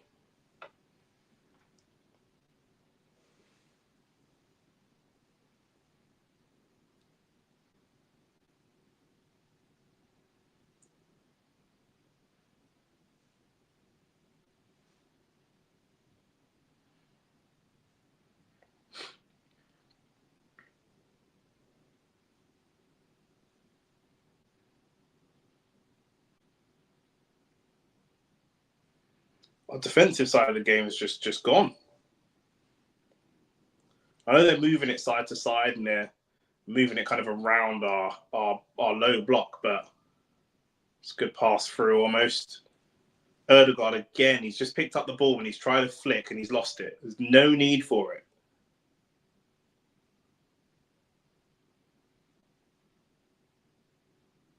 He had Timber right next to him. He had Saka in front of him. There was no need for it. He's doing it. Everything that he did right, he's doing wrong in the first half. It's a totally different performance.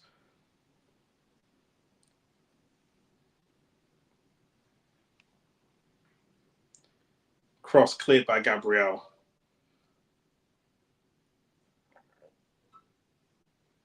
Is that Havertz that's run all the way to try and press the ball? Goalkeeper's got the ball now. Press. Force them long. Exactly. Look, we've pressed aggressively, forced them long, like we did in the first half, and it's gone out for a throw. That's what we need to do.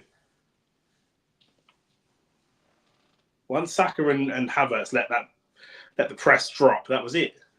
They were in.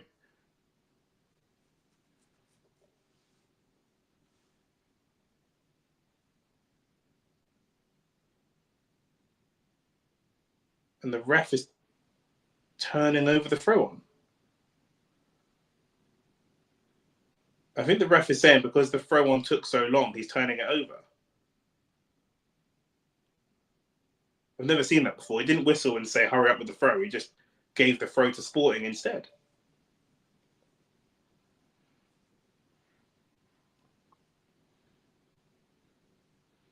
Gyökeres, he's getting a run on Gabriel, takes the shot. It's over.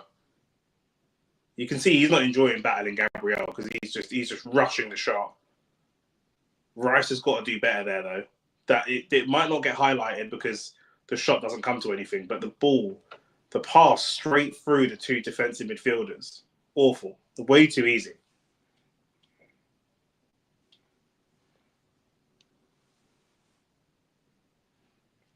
Raya with a good pass.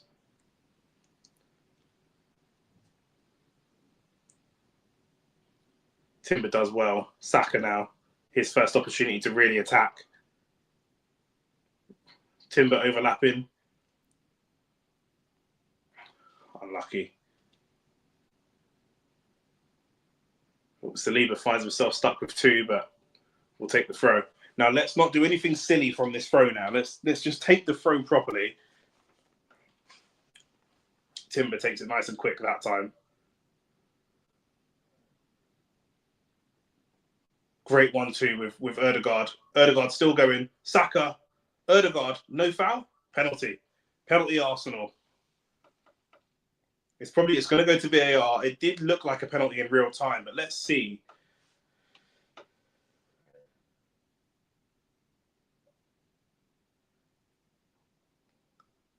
It's a great 1-2.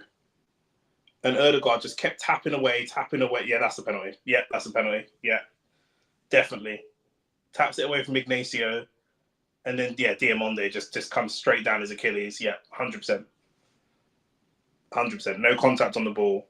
Straight down his Achilles. Yeah, that would be a penalty.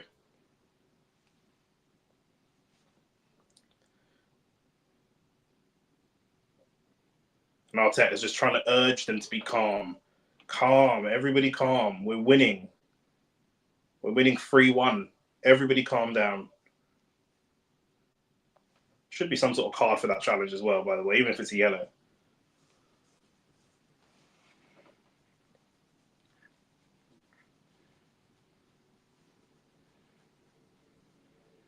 It's Kai Havertz that's going to take the penalty.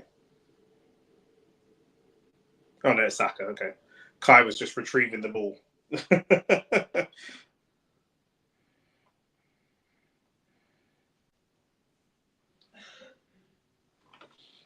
Come on, Saks.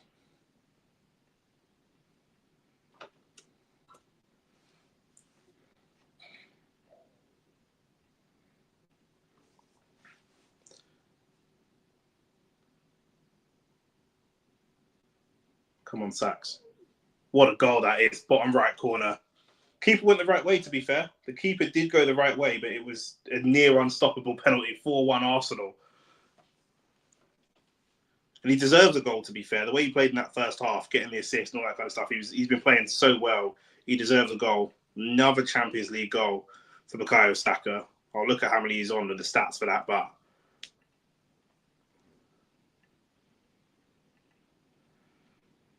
I don't know how Diamonde stays on the pitch, but I don't know how he escapes a card. Puts it to the bottom right corner. Yeah, that's a perfect penalty. Perfect. Keeper goes the right way, but perfectly into the side netting. No keeper in the world is getting that pen.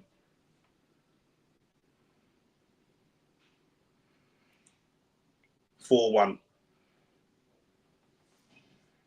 65 minutes in, 4-1. Very much needed that. Just a little risk of the momentum of the game running away from you.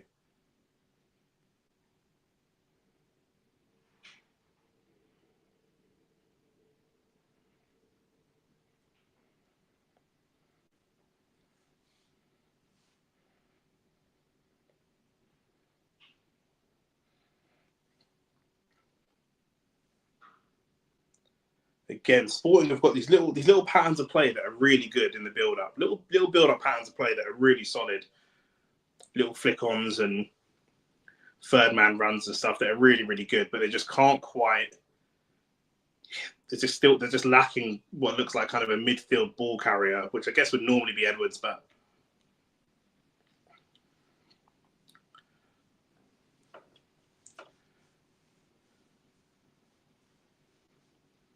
Arsenal now just going to soak up some pressure. They can defend kind of pressure off, if that makes sense. 3 goals up, 25 minutes left. They can defend kind of, intensely, but they ain't got to really press anything, and then they can explode on a counter.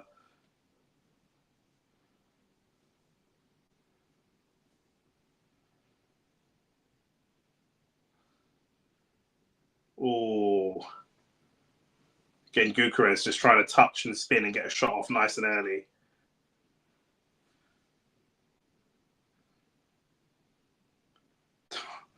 Partey tries to just pump the ball out to Saka, but doesn't get there.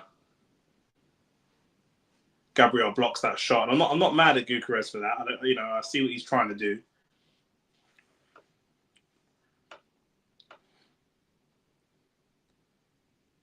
Sporting going to make 2 subs now. They're going to be proactive and make their substitutions.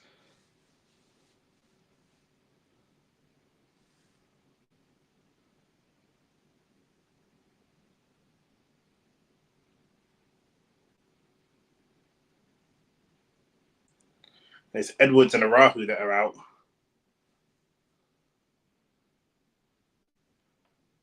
Oh, and Arsenal could be in here. Havertz has won the ball back. Ødegaard tries to get the ball across the box for Saka. We'll take the corner.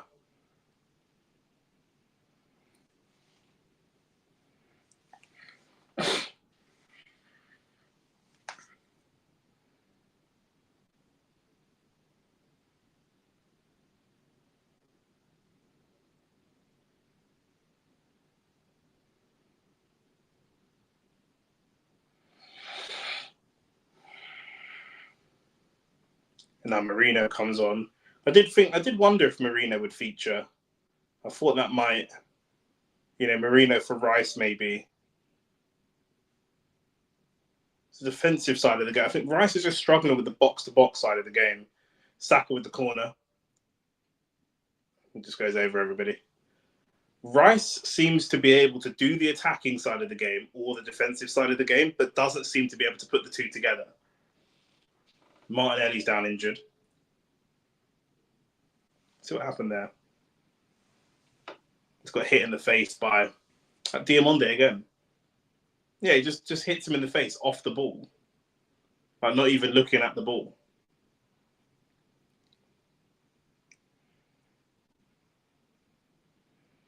Diamonde should already be on a yellow card for the foul on Ødegaard in the first place, but who's going to be coming off for Trossard? Okay, first of all, it's Declan Rice off for Marino, which makes sense. I think Marino's a more natural box-to-box player. And it looks like Martinelli's going to be coming off for Trossard as well. And we know Trossard's history of off-the-bench goals is a rich one. He's got a good track record of scoring goals off the bench. Marino immediately looking to press. Nice and aggressive. I like Marino. He's not the tidiest, and his style of football is not the most aesthetic. It doesn't look good, but he's effective. I do like him. I'm not going to lie. What I don't like is Calafiori's defending here. Gabriel's just missed the ball completely. And Calafiori, once again, just a bit overzealous in his pressing. He just plays a bit nervous. Timber just when we first signed Timber, he just came in. I know we played 1 game and then got injured, but he just immediately played with a bit of swagger and a bit of confidence about him. Calafiori does look really nervous to be, I don't know if he's playing at this level, playing for this club. I don't know what it is, but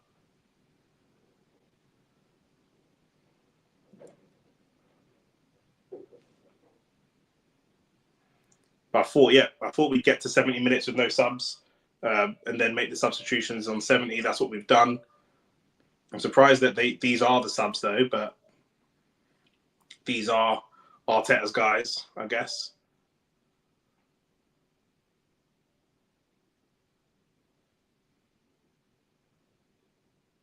I'm surprised Marino didn't let that go and let it go out for a corner. He tried to rescue it and has inadvertently led to a Sporting counter-attack. Saliba just holds off Gyökeres really well.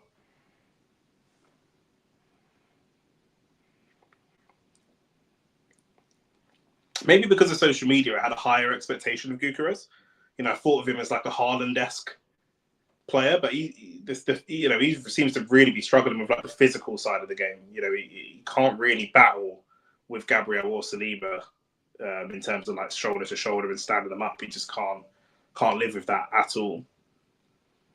Which he's got championship experience as well, so I thought that would have been maybe part of his game, but.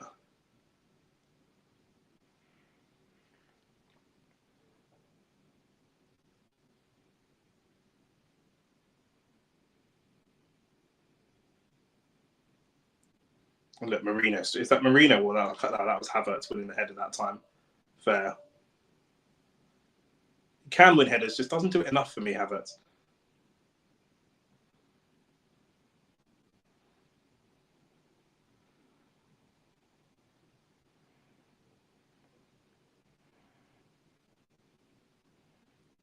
Sporting now into the Arsenal box. What can they do? Can they find a shot? They look for a shot. Great save. It's a good shot, to be fair. It's a great save from Raya, but that is a good shot. Minimal backlift. It's got a tight angle to aim for, and he does just dig the shot out and almost find the angle. That's a very good save. It's a good strike as well. It's a very good strike, to be fair. Another Sporting corner.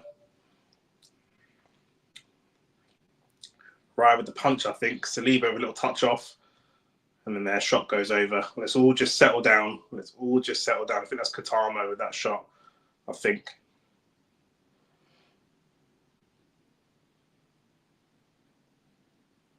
Partey immediately wants it. And finds Marino.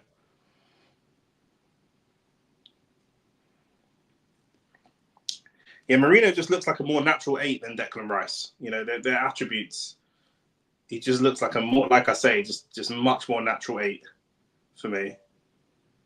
Ødegaard finds Saka through. It's just the ball running a little bit too fast.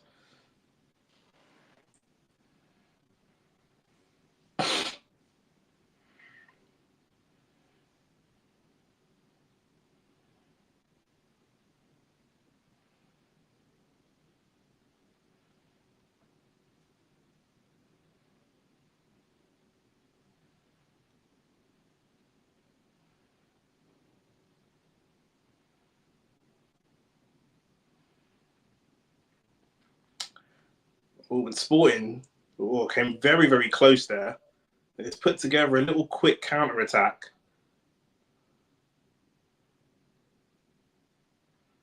I think Gabriel's done so well. He's blocked that shot. He's blocked a few shots, scored the goal. The performances like this from Gabriel might go a little bit under the radar, but I think he's been fantastic today. I really do.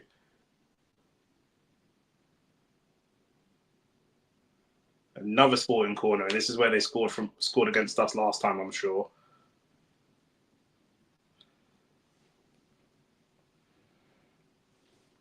Corner comes in.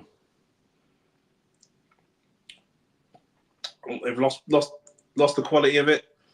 Good from Gabriel. Just send it out. The ball was sort of bouncing around the box, bouncing between a few players. Just clear that. Again, it's a question of game management.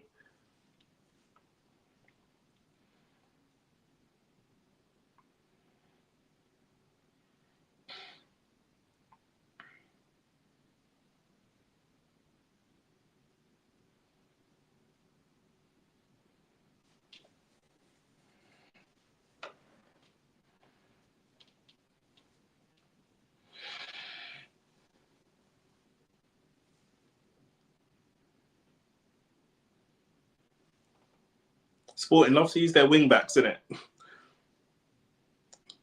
It's a driven pass straight into the feet of Gyökeres. And who was that? Saliba. Saliba's had a not a quiet game in a bad way, just like he's kind of been, stayed out of the fray a little bit, but he stepped up when he needed to.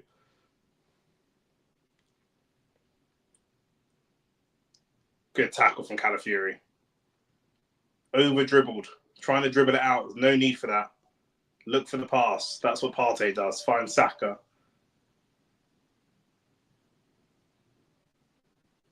Brilliant. Timber has been absolutely brilliant today. Timber's actually been so good. Marino caught in possession, and they were almost in. Luckily, there was some defensive cover. Kai Havertz with the ball on the right wing. What's he going to do?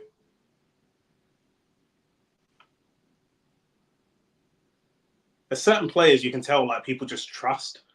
And the players, regardless of what we think about Thomas Partey and Yuri Timber, and the players just seem to trust them. They really do. They give the ball to Martinelli and look a bit nervous. They give the ball to those guys, and they just trust them straight away. Calafiori hunting down the ball. He's been pulled out of position chasing the ball down, but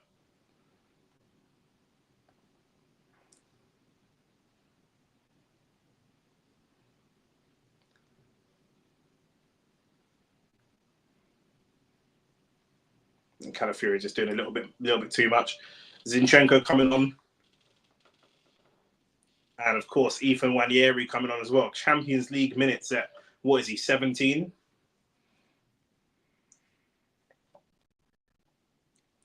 I do like these subs. I do like these subs. It's just going to be, can Zinchenko deal with that right wing back who gets forward, looks for crosses? It's going to be interesting to see if he tries to take on Zinchenko. Now he's up against Zinchenko instead of Calafiori. Does that change how he plays? And Nwaneri on for Ødegaard, which is good. Ødegaard's still coming back from that injury. Just manage those minutes. We'll need him against West Ham.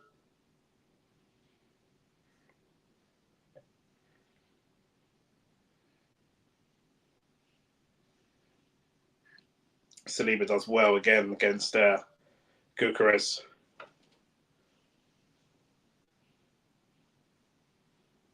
They don't really put a lot of crosses into him. I guess, he's not that type of striker, I guess. It's a lot of balls into his feet. Don't really, like I said, don't really put a lot of crosses in towards him.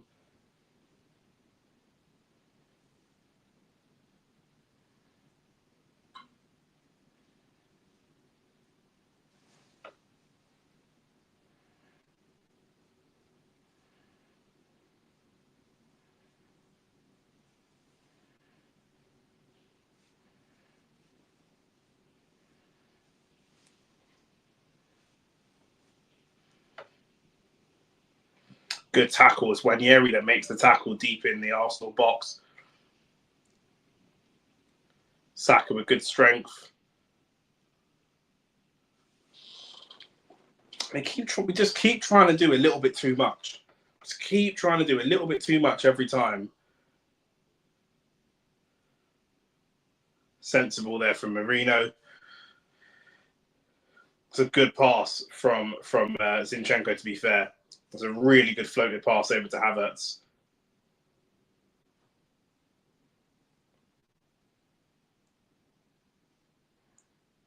Zinchenko, obviously, very, very technical player. Lacks the physical side of the game, but very, very technical player.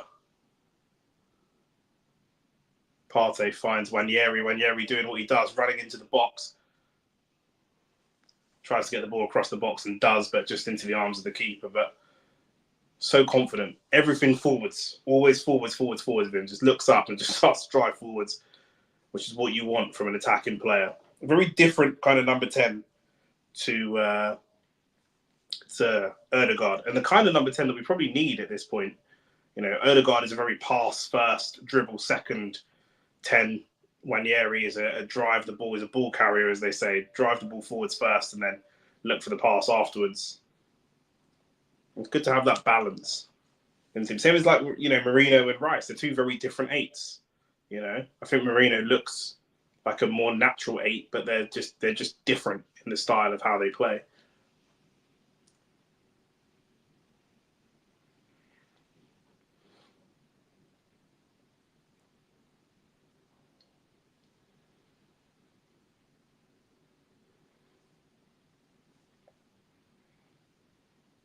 10 minutes left, and as always with Arsenal, it's never straightforward. It's been a good professional performance, but they had that little period of scary moment. Saka, he's driving forwards. Can he get a shot away? He finds Marino. Marino's looking to lay the ball off for someone. It goes just behind Zinchenko. Surely Marino should be looking for a shot there. And the ball's hit the referee. Ref, come on, get out of the way.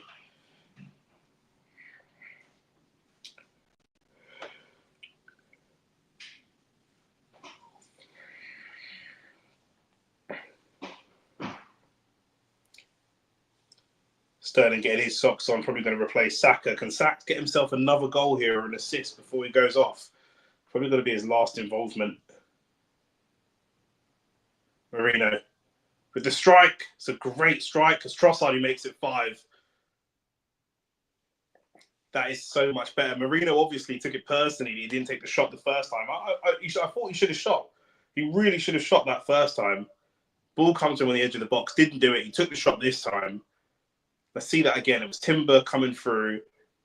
Marino and Havertz both wanted the ball. Marino just spins and gets the shot away, and then Trossard there for an easy tap in or head in. And that is 5-1. And like I say, let's not go to a Premier League ground and let this slip. Let's not go to a Premier League ground. Let's keep this same intensity. And you know what? Not every pass is going to be perfect, and not every shot is going to be perfect, and it's not always going to be top bins. But let's keep gambling. Do you know what I mean? That's what it's all about. Let's keep gambling. Let's keep trying, and we'll keep getting there. And we'll get follow-ups. We've got players like Trossard and players like Martinelli and even Odegaard. Players that will get there on the second attempt.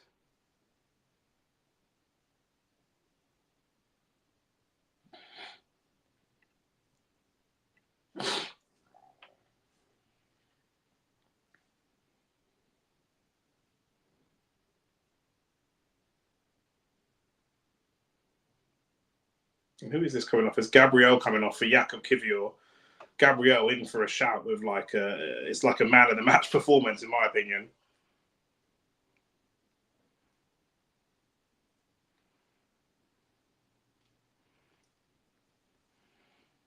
Probably won't get man of the match because it is 5-1 and we've been so good attacking wise, but he's been class, Gabriel. He's barely put a foot wrong, if at all.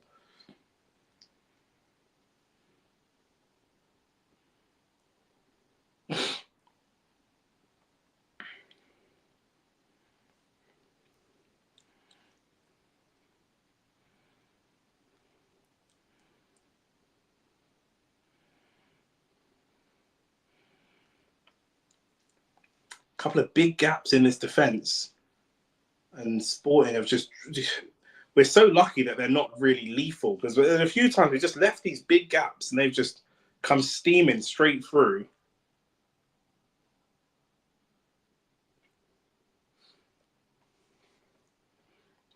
And their manager looks shocked on the touchline. He looks like he can't believe what you see him.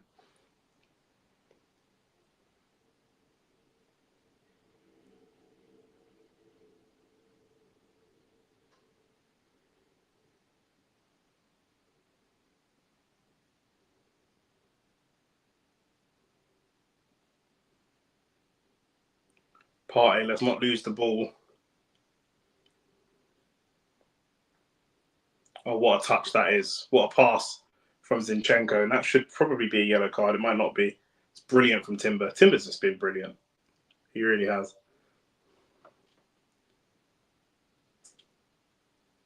Thought Saka was coming off for Sterling, but looks like Sterling sat back down.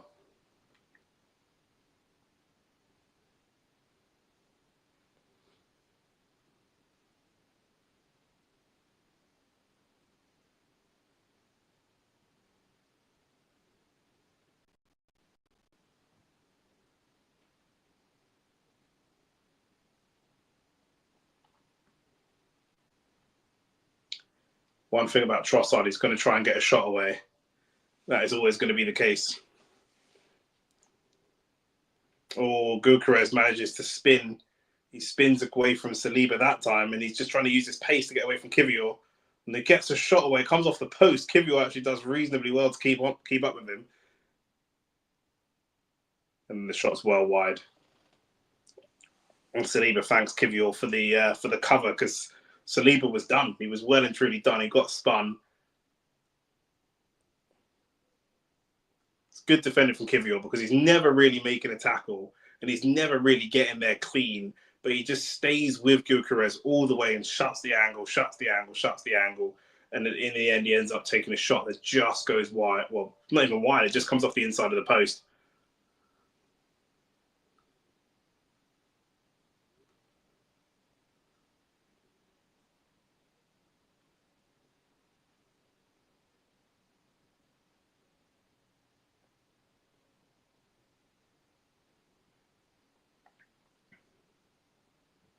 Havertz wins another header.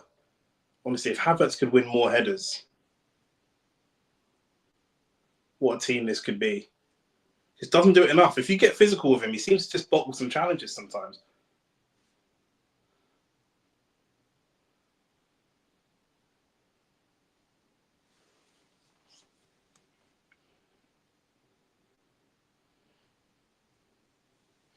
And Gyökeres just goes straight through the back of Partey that time.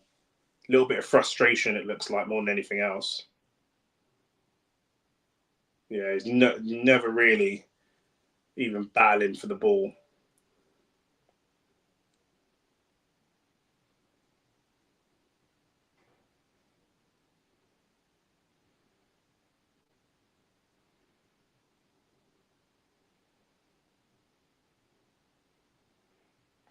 Sporting making a couple of changes now. What a performance.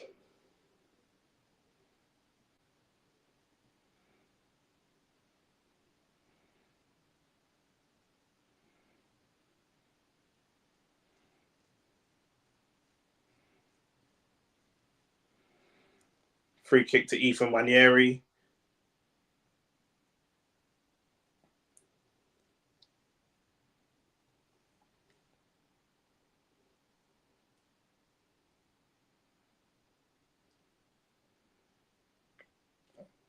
Sporting still pressing really aggressively, and Arsenal just being nice and composed until that little flick pass from Partey, which was totally unnecessary.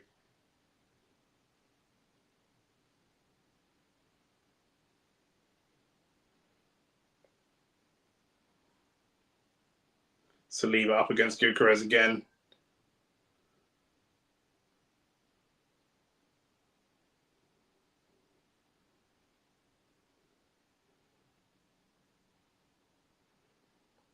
Saliba's so good, but I think Gabriel's underrated. Like, his maturity as a centre back is so good. His leadership, all of those things. And Saliba gets all the plaudits, but Gabriel is so underrated, in my opinion.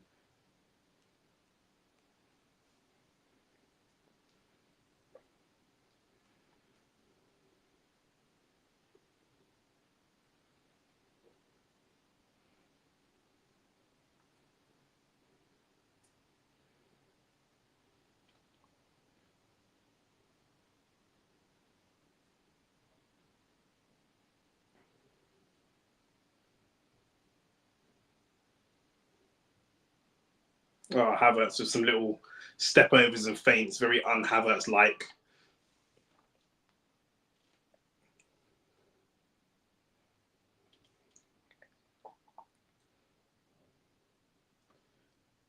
Nwaneri's in. Could he get in?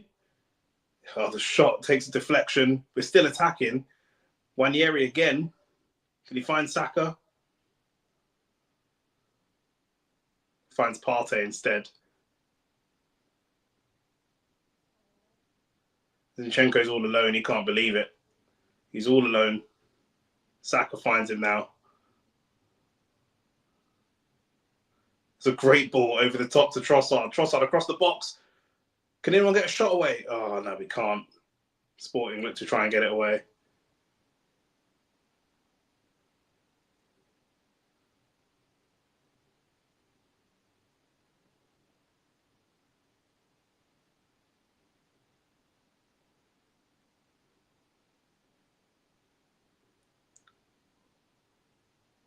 And Gyökeres with just a wild shot. No one around him, no pressure. He just hits it wide. He just looks so frustrated of how the day's gone.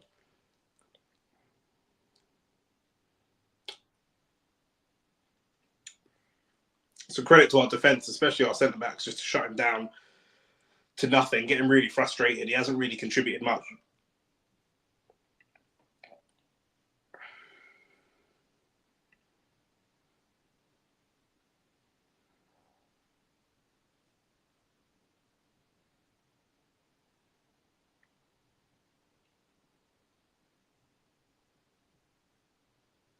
Arsenal looking like they want one more goal. Havertz has randomly started doing step overs and stuff like that in the last 5 minutes or so. Havertz is going to get himself a yellow card there for that foul. Cynical one.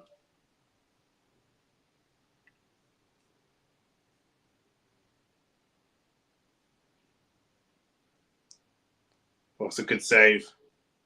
It's a good save.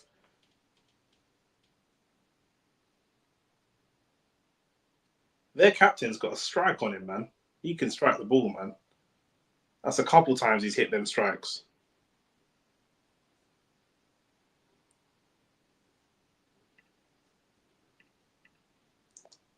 Corner coming through. Oh, what a save again from David Raya.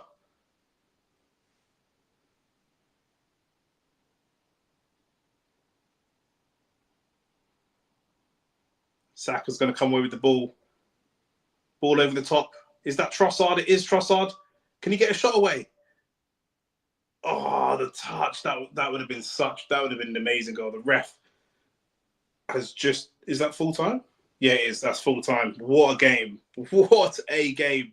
And I have to say, Arsenal doing what Arsenal have needed to do, looking back to their absolute best. 5-1 goals from Gabriel Martinelli, Kai Havertz, Gabriel, Bukayo Saka, and then Leandro Trossard. And Trossard nearly got a sick there at the end. And the one goal from them from Inacio from the corner. And listen, what more can you say, man? What more can be said? If we can keep injury free, we're miles behind in the league table. But if we're playing this kind of football, can it happen? Can a comeback happen? And what should be the focus going into the new year? Should it be a focus on the Champions League? Should it be a focus on the Premier League? Or is it we're Arsenal, we should be fighting on both fronts? Because I really don't know. Genuinely, I really don't know what the best way. We haven't been in this situation for a long time. I know we've been battling for the Premier League for the last 2 seasons, but we never really looked like serious contenders in the Champions League. In this new format, we look a lot better. In this kind of league format suits us a lot more, maybe. The kind of performances we're putting up at the moment and the run of form that we're on currently after coming back from international break, we may well, going deep into the season, be in a position where we're genuinely competing for both trophies. What's the focus? Where do you focus? What one has to be the priority? Is there a priority? It's great to see players like Trossard. He's let me down a few times earlier on in the season, but he's been playing some good football since we come back from the international break. Nwaneri coming through. It seems that there are more players that we can rely on. There's more players that can come in and do a job and do a bit. We saw Sterling getting warmed up, didn't actually come on because Kivior came on instead. But there's a lot of players there that, when we play the football the right way, when we play football the way that we can tell that we want to be playing football, we're very, very difficult to deal with. But the start of the season was slow. Man City do this every year. Maybe this is our Man City year in terms of just starting slow and then coming back towards the end of the year. But let's see. Let me know what you guys thought. Like the video, subscribe to the channel. The camera quality is up and down for some weird reason. I'm not sure why that is, but quality performances from everybody all around the pitch. For me, the man of the match is probably going to be Gabriel. Just because he doesn't get the plaudits. I know that there are other players that did more from an attacking perspective. For me, I think Gabriel. I think they've given it to Bukayo Saka, and that's totally fine. Obviously, we love Bukayo Saka. I'm going to give it to Gabriel because he kept one of the best strikers in Europe, very quiet, limited him to not very much. We are now sitting 7th with +6 goal difference, but we're drawing, I think. We're tied with, who else on 10 points? Leverkusen and Sporting, to be fair. Us, Leverkusen and Sporting are all tied at the moment, in and around those places. So we're in it. You know, we're winning around it. We will be in that top 8 when we go into sort of knockout phases and stuff like that. You know, so again, we'll be in that position. We will be in knockout football. I'm so confident about it. Going into, you know, in a couple of months, we'll be fighting for the league as well. I'm confident about that. We'll be in and around it. I don't think we'll be less than 5 points away. I think we'll claw points back, to be honest. So we'll have to see. You know, for me, I really can't split them. You know, a Premier League title would do so much for the credibility of this team. The Champions League would do so much for the credibility of the club. I really don't know. But let me know what you guys think. Like the video, subscribe. I'm going to be back on Saturday watching the West Ham game, so make sure that you're locked in for that. You know, we're going to be covering everything that's happening on Saturday, and obviously all eyes are on Man City versus Liverpool this weekend. That's going to be the big talking point. But listen, man, like the video, subscribe. I'm here. Peace and love every time.